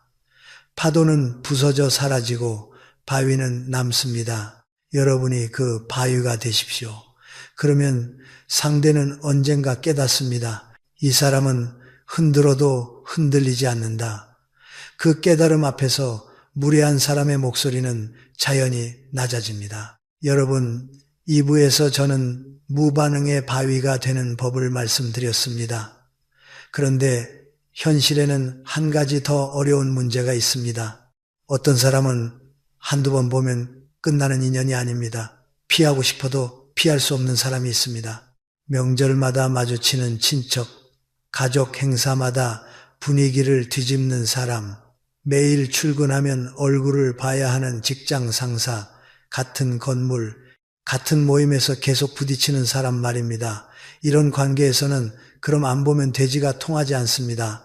그래서 오늘 3부에서는 끊지 못하는 관계 안에서 나를 지키는 방법, 다시 말해 역할의 거리를 확실히 두는 기술을 말씀드리겠습니다.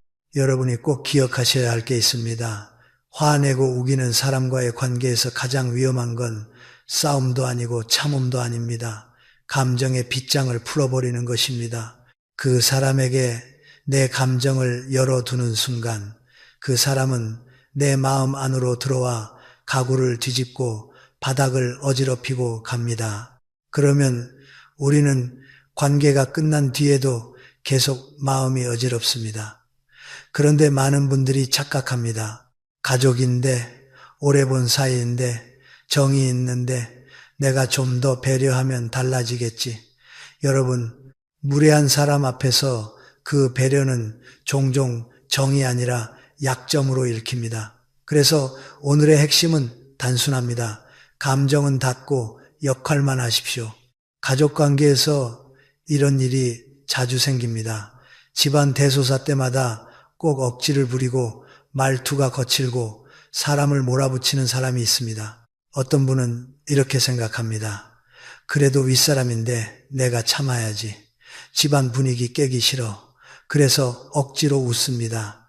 비위를 맞춥니다. 상대가 무례하게 말해도 아이고 그럴 수도 있죠 하며 넘깁니다. 그런데 이상하지요. 그렇게 맞춰주면 맞춰줄수록 상대는 더 무례해집니다. 나중에는 왜 이렇게 눈치가 없어? 너는 정말 답답하다 같은 말까지 합니다. 여러분 왜 그럴까요? 상대는 그 배려를 고마움으로 받지 않습니다. 허용으로 받습니다. 이 사람은 이 정도까지 해도 괜찮다. 이렇게 학습합니다. 반대로 어떤 분은 다르게 합니다. 그분은 화를 내며 우기는 사람에게 같이 화내지도 않고 억지로 웃어주지도 않습니다. 대신 딱 필요한 말만 합니다. 밥을 차릴 때는 식사하세요. 일을 도울 때는 수고하셨습니다. 필요한 정보를 전달할 때는 시간은 몇 시입니다. 그 이상은 하지 않습니다. 사적인 대화, 감정적인 반응, 불필요한 친절, 비위 맞추기 이런 걸 과감히 빼는 겁니다. 정중하지만 정확하게 거리를 두는 것이지요. 여러분, 신기하게도 이런 태도 앞에서는 무례한 사람도 입을 조심하기 시작합니다. 사람이 갑자기 착해진 게 아닙니다. 내가 감정의 문을 닫아버렸기 때문입니다. 들어와서 난장판을 칠 공간이 사라지니 그 사람은 재미를 잃습니다. 이것을 저는 역할의 거리라고 부릅니다. 관계를 끊는 것이 아니라 관계의 형태를 기능적으로 재정의하는 것입니다. 가족이라도 직장이라도 모임이라도 나는 이 관계에서 무엇을 할 것인가를 정해두는 겁니다. 그리고 그 기준을 매번 똑같이 지킵니다. 오늘 기분이 좋아서 더 다정해졌다가 내일 상대가 불쌍해 보여서 또 마음을 열어주면 그 순간 거리의 벽은 무너집니다. 무례한 사람은 그 작은 틈을 기가 막히게 압니다. 아, 오늘은 마음이 열렸네. 그러면 다시 들어와서 선을 넘습니다. 그러니 여러분, 이런 관계에서 필요한 건 정이 아니라 일관성입니다. 일관성은 감정의 파도 위에서 흔들리지 않는 기둥입니다. 심리학에서는 이런 대처를 흔히 감정적 분리, emotional detachment라고 부릅니다. 몸을 멀리할 수 없다면 마음을 멀리하는 겁니다. 완전히 차갑게 돌아서라는 말이 아닙니다. 다만 이 사람의 기분이 내 기분을 결정하게 하지 않겠다는 선언입니다. 내가 감정으로 반응하는 순간 내 삶의 리모컨이 그 사람 손으로 넘어갑니다. 반대로 내가 역할만 하고 감정을 빼면 리모컨은 다시 내 손에 옵니다. 구체적으로 직장에서 생각해 보겠습니다. 무례한 상사가 있습니다. 말투가 거칠고 작은 일에도 화를 내고 책임은 아래로 떠넘기고 사람을 공개적으로 깎아내립니다. 여기서 많은 분들이 두 가지로 무너집니다. 첫째, 감정으로 맞서다 일이 더 커집니다. 둘째, 속으로 참다가 집에 와서 밤새 곱씹습니다. 그런데 여러분, 직장에서 내가 할 수 있는 가장 안전한 방법은 감정의 대화를 줄이고 업무의 대화만 남기는 것입니다. 상사가 소리를 지르며 공격하면 나는 짧게 확인합니다. 요청하신 내용이 A와 B 맞습니까? 마감은 오늘 오시로 이해하면 됩니까? 그리고 기록합니다. 감정의 싸움에 들어가지 않고 역할의 언어로만 말하는 겁니다. 그럼 상대는 점점 감정으로 흔들기가 통하지 않는다는 걸 압니다. 적어도 내 앞에서는 함부로 못하는 순간이 생깁니다. 가족 행사에서도 마찬가지입니다. 누군가가 너는 왜 이렇게 했니? 왜 저렇게 했니? 하며 꼬투리를 잡을 때 우리는 자꾸 설명하려 합니다. 그게 아니라 내가 그때는. 여러분, 설명은 감정의 문을 여는 열쇠입니다. 대신 역할의 말로만 정리하십시오. 그 부분은 그렇게 정했습니다. 오늘은 이 일만 돕고 가겠습니다. 이 이야기는 여기서 마치겠습니다. 그리고 더 이상 감정적인 반응을 주지 마십시오. 미소를 과하게 짓지도 말고 얼굴을 찌푸리지도 말고 평소 톤으로만 말하십시오. 무례한 사람은 결국 감정을 얻지 못하면 힘이 빠집니다. 여러분, 다산정약용 선생은 사람 사이의 관계를 논하면서 이런 뜻을 남겼습니다. 가까울수록 경계를 세워야 예의가 살고 경계가 무너지면 원망이 싹튼다. 저는 이 말이 노후 인간관계에 가장 필요한 경고라고 생각합니다. 나이가 들수록 우리는 가까운 사람에게 더 많은 것을 기대합니다. 가족인데 알아줘야지. 오래 본 사이인데 내 마음을 이해해야지. 그런데 기대가 커질수록 실망도 커집니다. 그래서 저는 여러분이 기대를 줄이라는 말이 아니라 경계를 세우라고 말씀드리는 겁니다. 경계는 차가움이 아니라 질서입니다. 질서가 서면 예의가 돌아옵니다. 여러분이 역할의 거리를 세우면 상대의 머릿속에는 두 가지 생각이 생깁니다. 첫째, 이 사람은 호락호락하지 않다. 둘째, 하지만 선만 지키면 나를 물어뜯지도 않겠구나.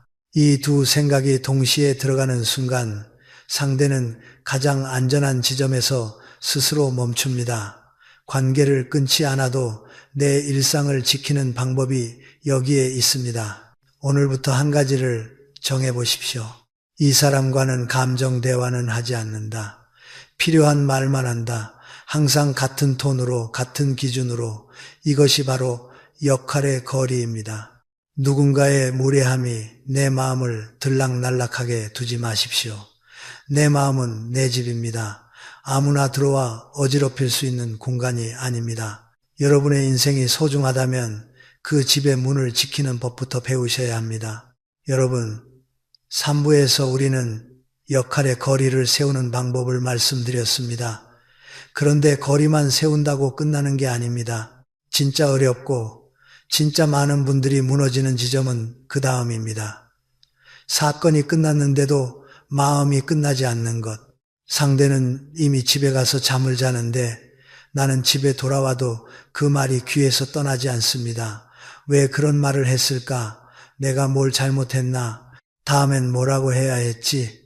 밤새 곱씹고 새벽에 깨고 다음 날까지 기운이 빠집니다. 여러분, 이것이야말로 무례한 사람이 우리에게서 빼앗아가는 가장 큰 것, 평온한 일상입니다. 그래서 4부에서 제가 드리고 싶은 원칙은 아주 분명합니다.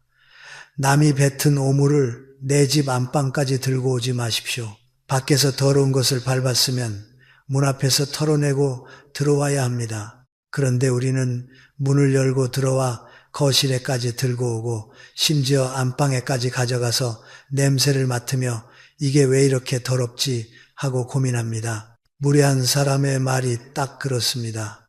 그 사람의 거친 말, 억지, 비아냥 그 모든 것을 내가 이해라는 이름으로 집안에 들여놓는 순간 내 마음이 오염됩니다. 여러분은 이런 경험 없으십니까? 누군가와 언성이 높아진 뒤 집에 돌아와 밤새 설치는 경험. 내가 그때 왜 그렇게 말했지? 좀 더 현명하게 대처할 수 있었는데 저 사람은 왜 저렇게 화를 냈을까? 우리는 이런 생각을 성찰이라고 부릅니다. 성숙한 사람의 태도라고 믿지요. 하지만 여러분, 모든 성찰이 성숙은 아닙니다. 특히 무례한 사람을 상대로 하는 끝없는 곱씹음은 성찰이 아니라 자기 소모입니다.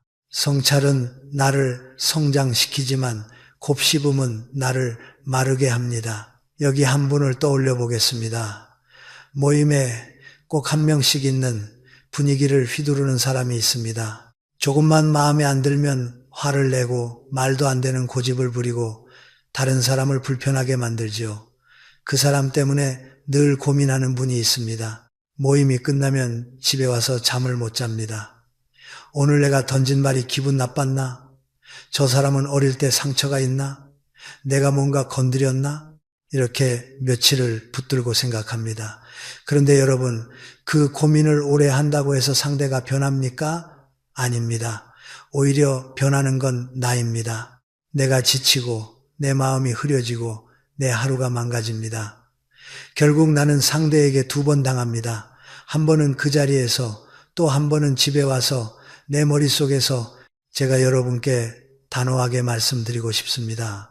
무례한 사람을 이해하려고 애쓰지 마십시오. 그들의 행동에는 깊은 사연이 있어서가 아니라 대개 아주 단순한 습관이 있을 뿐입니다. 목소리 높이면 사람들이 양보해 주더라. 억지 부리면 상황이 내 쪽으로 기울더라. 그 경험이 수십 년 쌓여 굳어진 생존 방식일 뿐입니다. 그러니 여러분, 그걸 고급스럽게 해석할 필요가 없습니다. 저 사람은 왜 저럴까? 라는 질문은 여러분의 마음을 그 사람에게 붙잡아두는 밧줄입니다. 그 밧줄을 끊어야 합니다. 다산 정약용 선생의 태도에서 저는 늘 배웁니다. 그는 억울한 일을 겪어도 원망을 입에 올리는데 시간을 쓰지 않았습니다. 왜냐하면 원망을 내 입에 담는 순간 상대가 아니라 내가 먼저 더러워진다는 걸 알았기 때문입니다. 여러분, 무례한 말은 원래 더럽습니다. 그런데 그 더러운 말을 내가 계속 떠올리고 되감고 설명하고 해석하는 순간 그 더러움이 내 마음에 묻습니다. 그래서 저는 이렇게 권합니다. 그날의 불쾌함은 문 앞에서 끝내십시오. 문을 열고 들어오기 전에 거기서 털어내고 들어오십시오.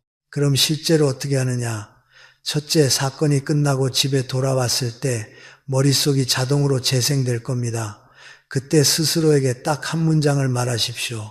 끝난 일이다. 그리고 2번째 문장을 덧붙이십시오. 그 사람의 말은 내 안방에 들어올 자격이 없다. 여러분, 마음은 집입니다.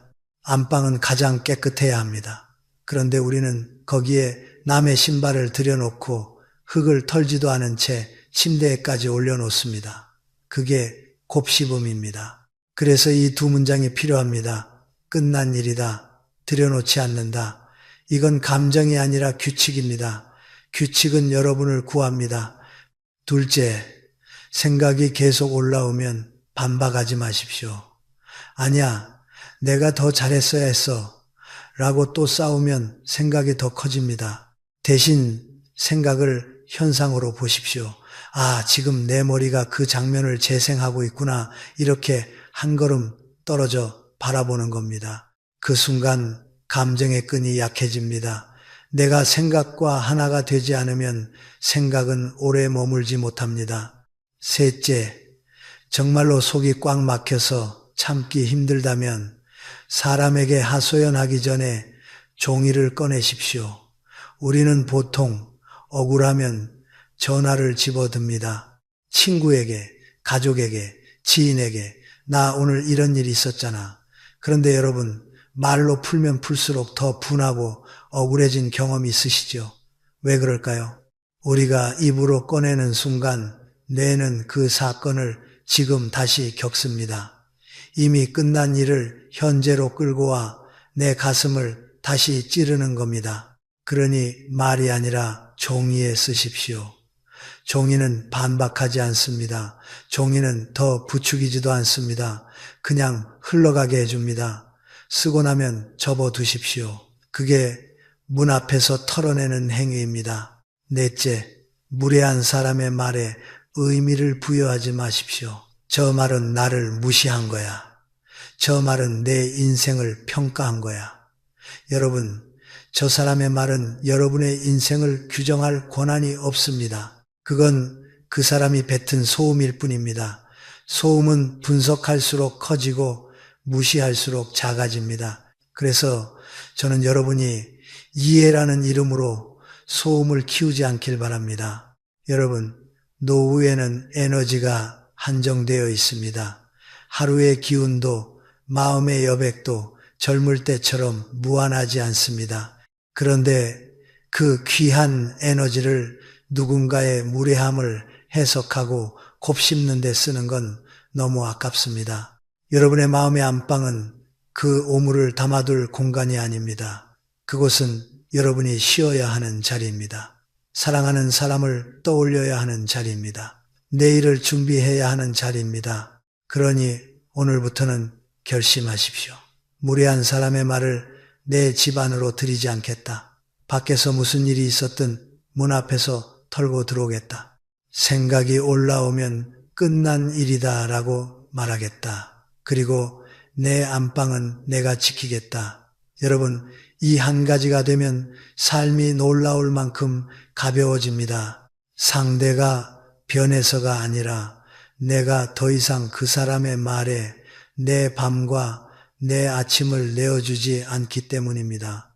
여러분, 사부에서 제가 말씀드린 것은 남이 뱉은 오물을 내 안방까지 들고 오지 말라는 원칙이었습니다. 그런데 많은 분들이 관계를 지키려다 무의식적으로 스스로 벽을 허무는 행동을 합니다. 본인은 갈등을 줄이려는 선의로 하는데 상대는 그것을 허가증으로 받아들이는 행동이 있습니다. 오늘 오부에서는 그 중에서도 가장 치명적인 실수, 가짜 사과를 건네는 습관을 반드시 끊어야 한다는 말씀을 드리겠습니다. 여러분, 누군가 억지를 부리며 언성을 높일 때 이런 경험이 있으시지요? 속으로는 이건 말이 안 되는데 싶습니다. 하지만 분위기가 깨질까봐, 사람들 앞에서 시끄러워질까봐, 혹은 관계가 틀어질까봐 결국 내가 먼저 말합니다. 아이고, 그래, 내가 미안해, 내가 잘못했어. 미안하니까 그만하자. 그 순간 상황은 잠깐 조용해집니다. 그래서 우리는 착각합니다. 내가 양보해서 일이 끝났다. 그런데 여러분, 바로 여기서부터 관계가 무너집니다. 무례한 사람에게 미안해라는 말은 평화의 종이 아니라 면죄부입니다. 왜 면죄부가 되느냐?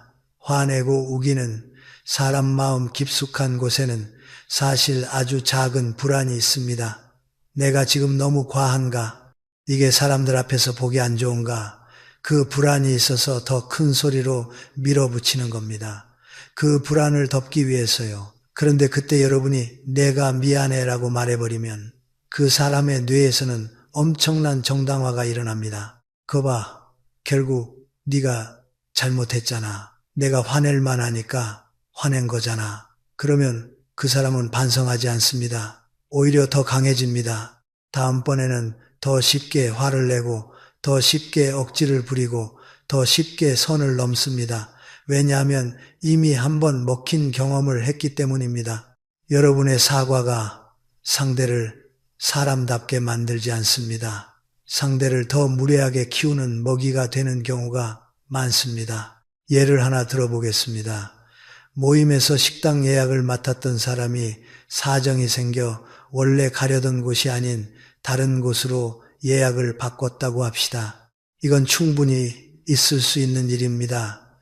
그런데 평소 불만이 많고 목소리가 큰 사람이 사람들 앞에서 소리를 지릅니다. 이걸 이따위로 처리하면 어떻게? 분위기는 얼어붙고 주변은 불편해집니다. 그때 우리는 상황을 빨리 진정시키려는 마음에 이렇게 말합니다. 아이고, 그래, 내 잘못이야. 내가 미안해. 당장은 조용해집니다. 그런데 여러분, 그날 이후 그 사람의 태도는 어떻게 될까요? 저번에도 식당 망치더니 또 그러네. 너는 왜 늘 이래? 하고 당신을 동네북으로 만들기 시작합니다. 왜냐하면 그 사람 머릿속에는 이미 계약이 성립했기 때문입니다. 내가 목소리를 높이면 저 사람은 사과한다. 이것만큼 위험한 계약이 어디 있겠습니까? 반면 같은 상황에서 어떤 분은 다르게 합니다. 그분은 미안하다고 하지 않습니다. 대신 사실을 정확히 짚습니다. 식당이 바뀐 게 마음에 안 들 수는 있습니다.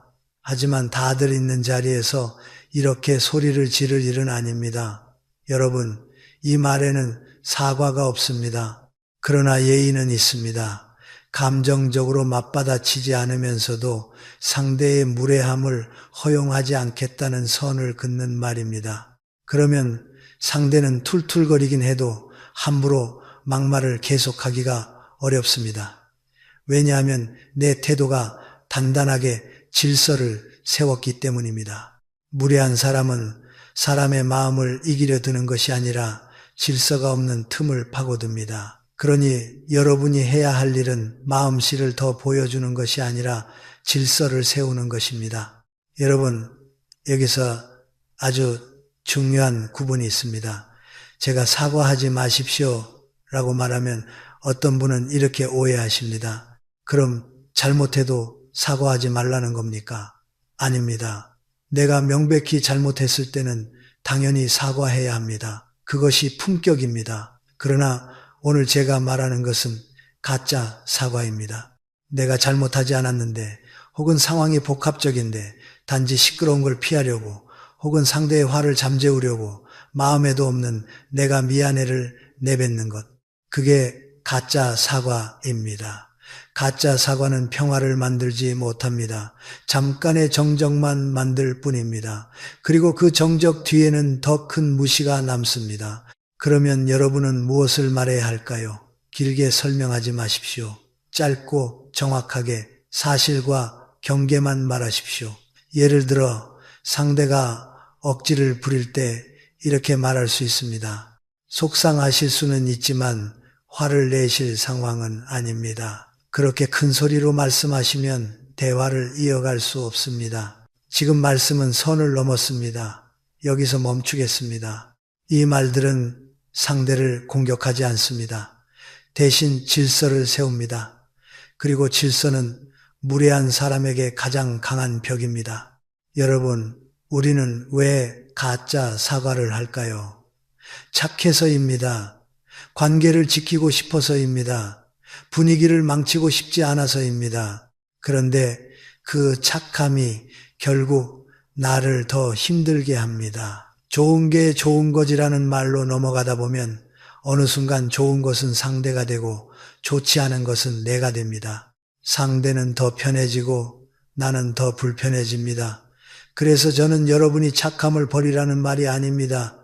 착함의 방향을 바꾸라는 말입니다.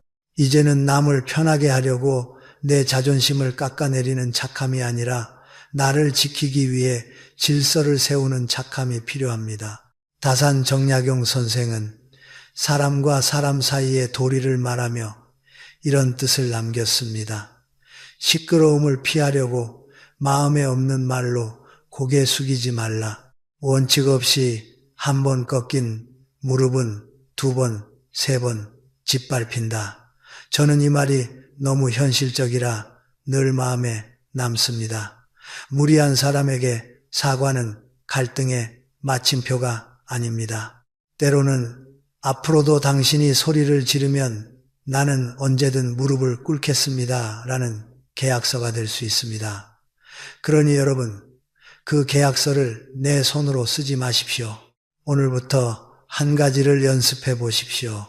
상대가 억지를 부릴 때 무조건 미안해로 상황을 덮지 말고 내 마음속에서 먼저 질문하십시오. 나는 지금 진짜 잘못했는가? 만약 진짜 잘못했다면 짧게 사과하면 됩니다. 제가 실수했습니다. 바로 고치겠습니다. 이것이 진짜 사과입니다. 하지만 내가 잘못하지 않았거나 상대가 과하게 반응하는 상황이라면 가짜 사과를 멈추십시오. 대신 사실만 말하십시오. 경계만 세우십시오. 감정적으로 싸우지 말고 질서를 세우십시오. 여러분, 품격은 상대를 달래는 말에서 나오는 것이 아닙니다. 아닌 것은 아니라고 말하는 단단함에서 나옵니다. 그리고 그 단단함이 쌓이면 무례한 사람은 결국 학습합니다. 이 사람에게는 목소리로 얻을 게 없다. 그때부터 상대의 목소리는 낮아지고 당신의 하루는 지켜집니다. 여러분, 5부에서 저는 가짜 사과가 무례한 사람에게 면죄부가 된다는 말씀을 드렸습니다.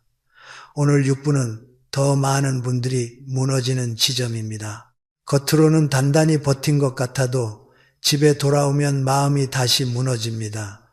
그래서 우리는 무의식적으로 한 가지를 합니다. 하소연입니다. 전화를 집어들고 친구에게, 가족에게, 지인에게 그 일을 자세히 설명합니다. 그 사람이 나한테 이렇게 말했어. 내가 얼마나 억울했는지 알아. 우리는 말하면 속이 풀릴 거라 믿습니다. 그런데 여러분, 이상하지요? 말을 하면 할수록 더 분하고 더 억울하고 더 오래 기억납니다. 왜 그럴까요? 오늘 제가 드릴 두 번째 치명적인 경고는 이것입니다. 억울함을 말로 풀려 하지 마십시오. 여러분, 어떤 분은 이렇게 말합니다. 그래도 누구한테 얘기라도 해야 숨이 쉬어지잖아요. 맞습니다. 사람은 마음을 나누며 삽니다. 그런데 오늘 제가 말씀드리는 것은 나눔이 아니라 감정의 재생입니다. 무례한 사람에게 한 번 당한 일을 내 입으로 다시 꺼내는 순간 우리는 그 일을 현재형으로 되살립니다. 뇌는 과거와 현재를 완벽히 구분하지 못합니다. 내가 그 장면을 떠올리며 표정과 목소리까지 재현하는 순간 뇌는 지금 다시 당하고 있다고 느낍니다. 그래서 억울함이 빠져나가는 게 아니라 다시 안으로 들어옵니다. 한 번이면 될 상처를 내가 내 입으로 2번, 3번, 4번 부활시키는 겁니다. 이런 장면을 떠올려 보십시오. 누군가에게 무례한 말을 듣고 집에 오자마자 친구에게 전화를 합니다. 글쎄, 그 사람이 나한테 그렇게 말했다니까. 억울하니 설명이 길어집니다. 1시간, 2시간 통화는 끝났습니다. 그런데 전화를 끊고 난 뒤 내 얼굴은 더 굳어 있고 가슴은 더 답답하고 잠은 더 오지 않습니다. 왜냐하면 나는 통화 내내 그 장면을 영화처럼 다시 틀어놓았기 때문입니다. 그 사람의 표정, 말투, 그때 내 마음, 내 목소리 모든 것이 다시 살아납니다. 결국 그 사람은 내게 한 번만 무례했는데 나는 내 입으로 그 무례함을 스스로에게 여러 번 반복한 셈입니다. 반대로 어떤 분은 다르게 합니다.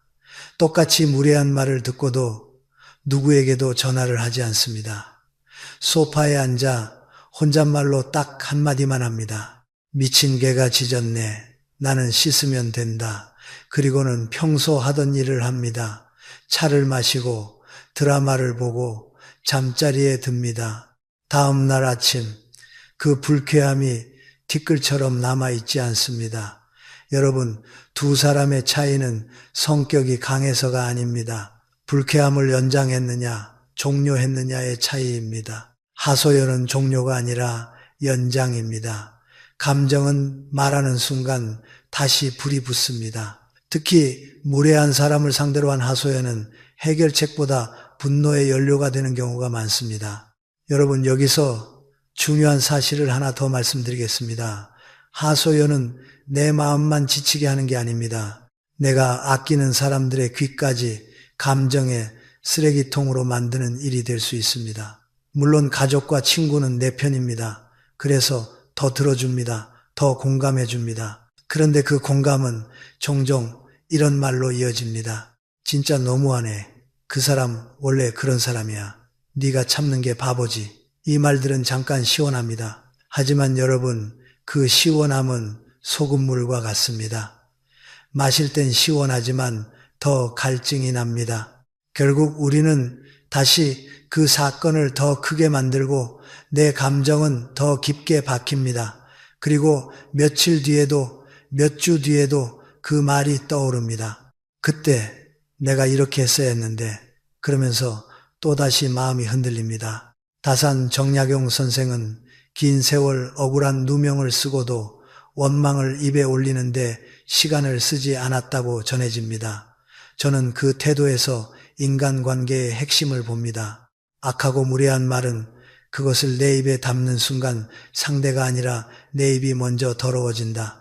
여러분, 원망을 말로 자꾸 꺼내면 내 마음의 그릇이 썩습니다. 상대를 벌 주려 했는데 벌을 받는 사람은 내가 됩니다.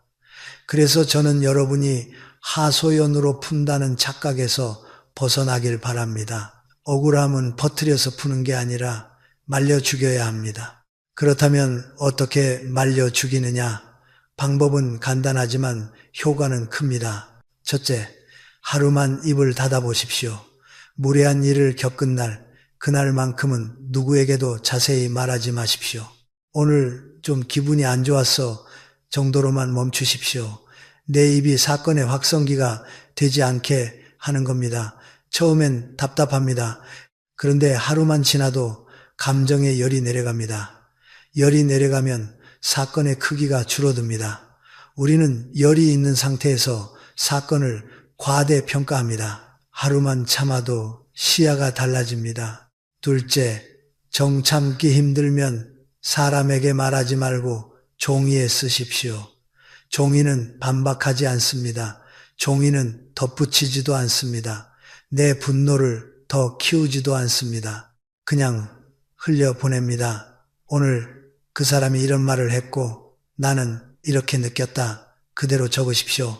그리고 접어두십시오.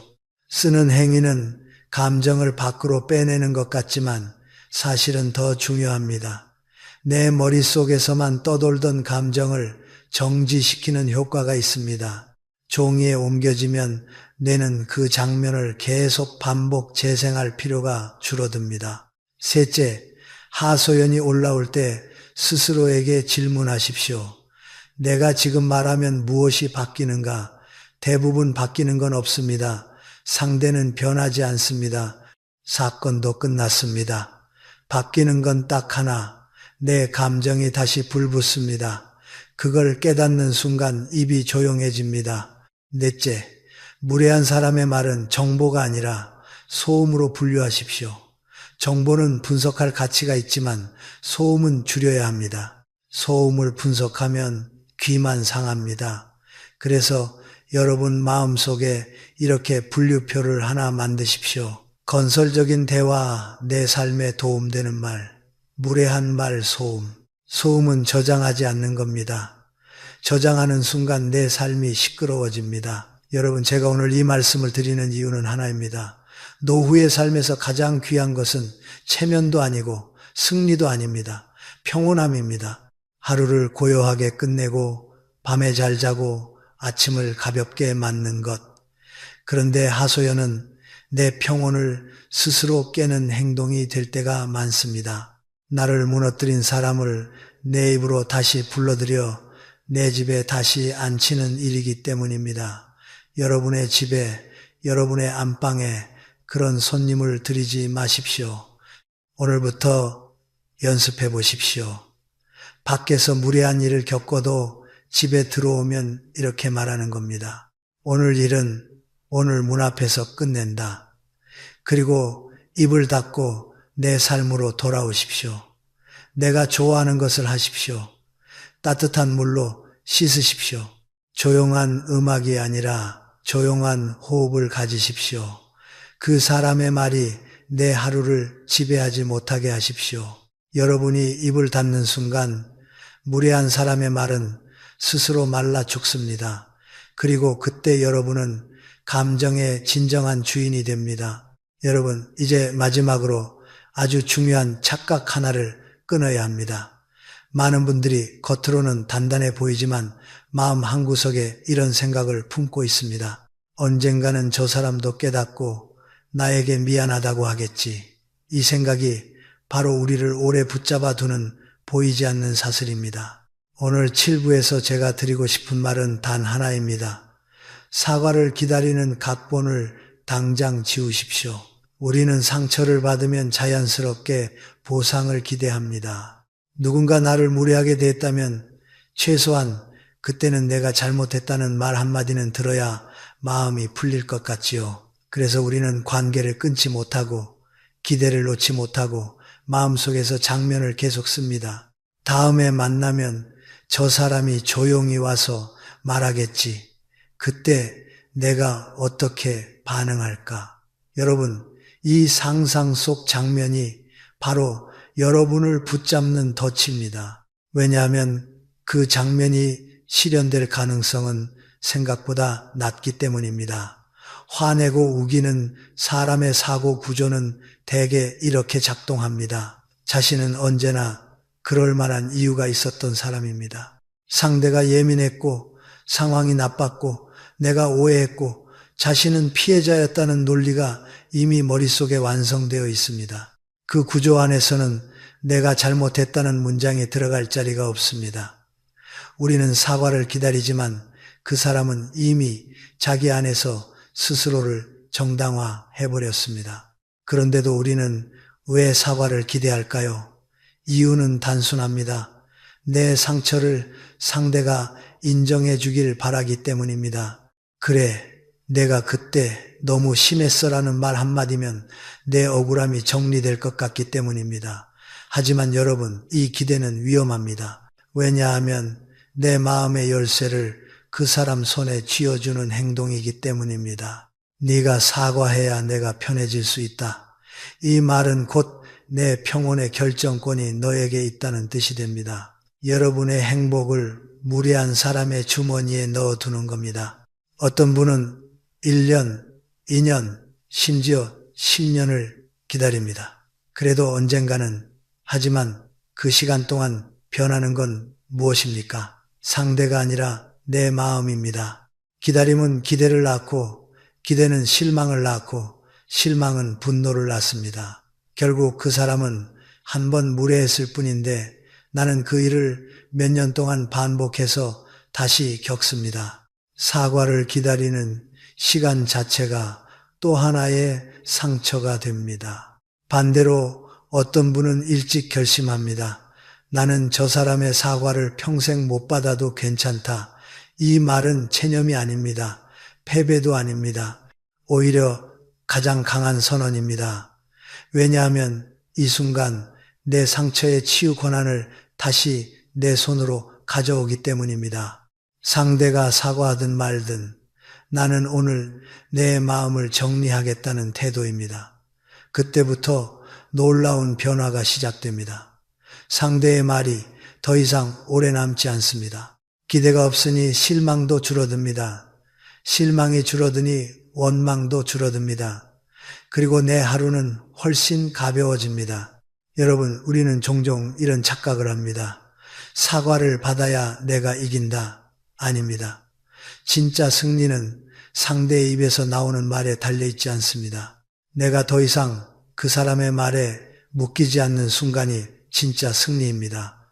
사과를 받아야만 끝나는 싸움은 끝나지 않는 싸움입니다. 왜냐하면 그 결정권이 내 손에 없기 때문입니다. 심리학적으로 보아도 자기 합리화가 강한 사람은 스스로를 잘못으로 인식하기 어렵습니다. 그들은 상황을 재해석하고 책임을 분산시키고 기억을 바꿉니다. 우리는 왜 저렇게 뻔뻔할까라고 분노하지만 그들의 뇌는 이미 자기 편을 들고 있습니다. 그러니 여러분이 10년을 기다려도 그들의 사고 구조는 쉽게 변하지 않습니다. 썩은 나무에 물을 준다고 꽃이 피지 않는 것과 같습니다. 기대는 자연의 법칙을 거스르는 행동입니다. 다산 정약용 선생은 변하지 않는 사람에게 변화를 기대하는 것은 연못에서 새를 찾는 것과 같다고 했습니다. 저는 이 말이 참 냉정하지만 정확하다고 생각합니다. 물고기가 사는 곳에서 새를 찾으며 왜 안 오지? 라고 기다리는 건 나만 지치는 일입니다. 그러니 여러분, 사과를 기다리는 각본을 오늘 여기서 지우십시오. 이렇게 말해 보십시오. 나는 너의 사과를 필요로 하지 않는다. 이 말은 상대에게 하는 말이 아니라 내 마음에 하는 선언입니다. 내 상처는 내가 덮고 내가 치유한다. 이것이 진짜 독립입니다. 상대가 무릎 꿇는 장면을 상상하며 버티는 것이 아니라 그 장면 없이도 내 삶을 사는 것입니다. 여러분의 인생은 귀합니다. 그 무대에 억지 부리는 사람의 뒤늦은 사과를 기다리는 장면은 필요 없습니다. 사과가 와도 좋고 오지 않아도 좋습니다. 오지 않아도 괜찮다는 순간 이미 여러분은 그 사람 위에 서 있습니다. 왜냐하면 더 이상 그 사람의 인정에 매달리지 않기 때문입니다. 오늘부터는 이렇게 정리하십시오. 그 사람은 변하지 않을 수 있다. 나는 기다리지 않겠다. 내 평온은 내가 결정한다. 이 세 문장이 여러분을 자유롭게 할 것입니다. 사과를 기다리지 않는 사람은 원망도 오래 붙잡지 않습니다. 그리고 원망이 줄어들면 삶은 훨씬 가볍고 고요해집니다. 여러분, 이제 마지막입니다. 지금까지 우리가 함께 나눈 것은 무례한 사람을 이기는 법이 아닙니다. 더 정확히 말하면 무례한 사람의 소음 속에서도 내 일상을 지켜내는 법이었습니다. 나이가 들수록 싸움에서 이기는 것보다 훨씬 중요한 것이 있습니다. 바로 평온함입니다. 하루를 망치지 않는 것, 밤을 빼앗기지 않는 것, 내 마음의 안방을 더럽히지 않는 것, 그게 결국 노후의 품격이고 삶의 품격입니다. 여러분, 무례한 사람은 크게 두 가지 방식으로 우리를 흔듭니다. 하나는 목소리로 흔듭니다. 압박하고 몰아붙이고 당장 결정을 내리게 만들려 하지요. 다른 하나는 감정으로 흔듭니다. 사람들 앞에서 비아냥거리며 내 자존심을 건드리고 내가 발끈하는 모습을 보고 우월감을 확인하려 합니다. 그런데 우리가 오늘 배운 건 분명합니다.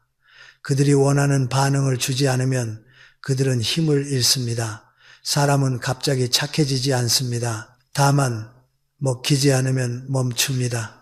그게 현실입니다. 여기서 여러분이 꼭 붙잡아야 할 핵심은 단호함입니다. 단호함은 큰 소리가 아닙니다. 단호함은 차가운 표정도 아닙니다. 단호함은 내 기준을 끝까지 지키는 일관성입니다. 한 번은 넘어가고 한 번은 맞서고 한 번은 웃어 넘기고 이렇게 들쭉날쭉하면 상대는 계속 버튼을 누릅니다. 오늘은 먹히나 이번엔 흔들리나 그러나 내가 항상 같은 기준으로 반응하면 상대는 학습합니다. 이 사람은 이 선을 넘지 않는다. 그러면 결국 그 사람 스스로 멈춥니다. 여러분이 상대를 굴복시킨 것이 아니라 여러분이 질서를 세운 것입니다. 저는 여러분께 마지막으로 오늘부터 당장 써먹을 수 있는 3가지 숫자를 드리고 싶습니다. 복잡하게 기억하지 마십시오. 숫자만 기억하시면 됩니다. 첫째, 1문장입니다. 억지로 몰아붙이는 사람 앞에서 해명하지 말고 딱 한 문장으로 통제권을 되찾으십시오. 지금은 이 문제를 결정하지 않겠습니다. 이 한 문장이 여러분을 살립니다. 여기서 길게 덧붙이지 마십시오. 한 문장, 그리고 멈춤, 그 멈춤이 주도권입니다. 둘째, 2초입니다. 도발을 받는 순간 즉시 반응하지 말고 2초만 멈추십시오. 숨을 한번 들이쉬고 내 혀가 먼저 튀어나가지 않도록 잡으십시오. 2초의 멈춤은 감정의 폭발을 막고 내 품격을 지킵니다. 그리고 그 2초가 쌓이면 여러분은 쉽게 흔들리지 않는 사람이 됩니다. 셋째, 3줄입니다. 집에 돌아와 곱씹음이 시작될 때 내 마음에 딱 3줄만 말하십시오. 끝난 일이다. 그 사람의 말은 내 안방에 들어올 자격이 없다. 내 평온은 내가 지킨다. 이 3줄을 반복하는 순간 무례한 사람의 말은 여러분 안에서 오래 살지 못합니다. 밖에서 끝난 일이 집까지 따라오지 못합니다. 그리고 여러분, 마지막으로 한 가지 더 말씀드리고 싶습니다. 우리는 종종 좋은 사람이 되려고 하다가 만만한 사람이 됩니다. 좋은 사람과 만만한 사람의 차이는 단 하나입니다. 경계입니다. 좋은 사람은 경계를 세웁니다. 만만한 사람은 경계를 내줍니다. 여러분은 이제 좋은 사람이 되십시오. 내 마음을 지키는 좋은 사람이 되십시오. 무례한 사람을 이해하느라 내 에너지를 낭비하지 말고, 사과를 기다리느라 내 시간을 묵지 말고, 하소연으로 내 상처를 재생하지 마십시오.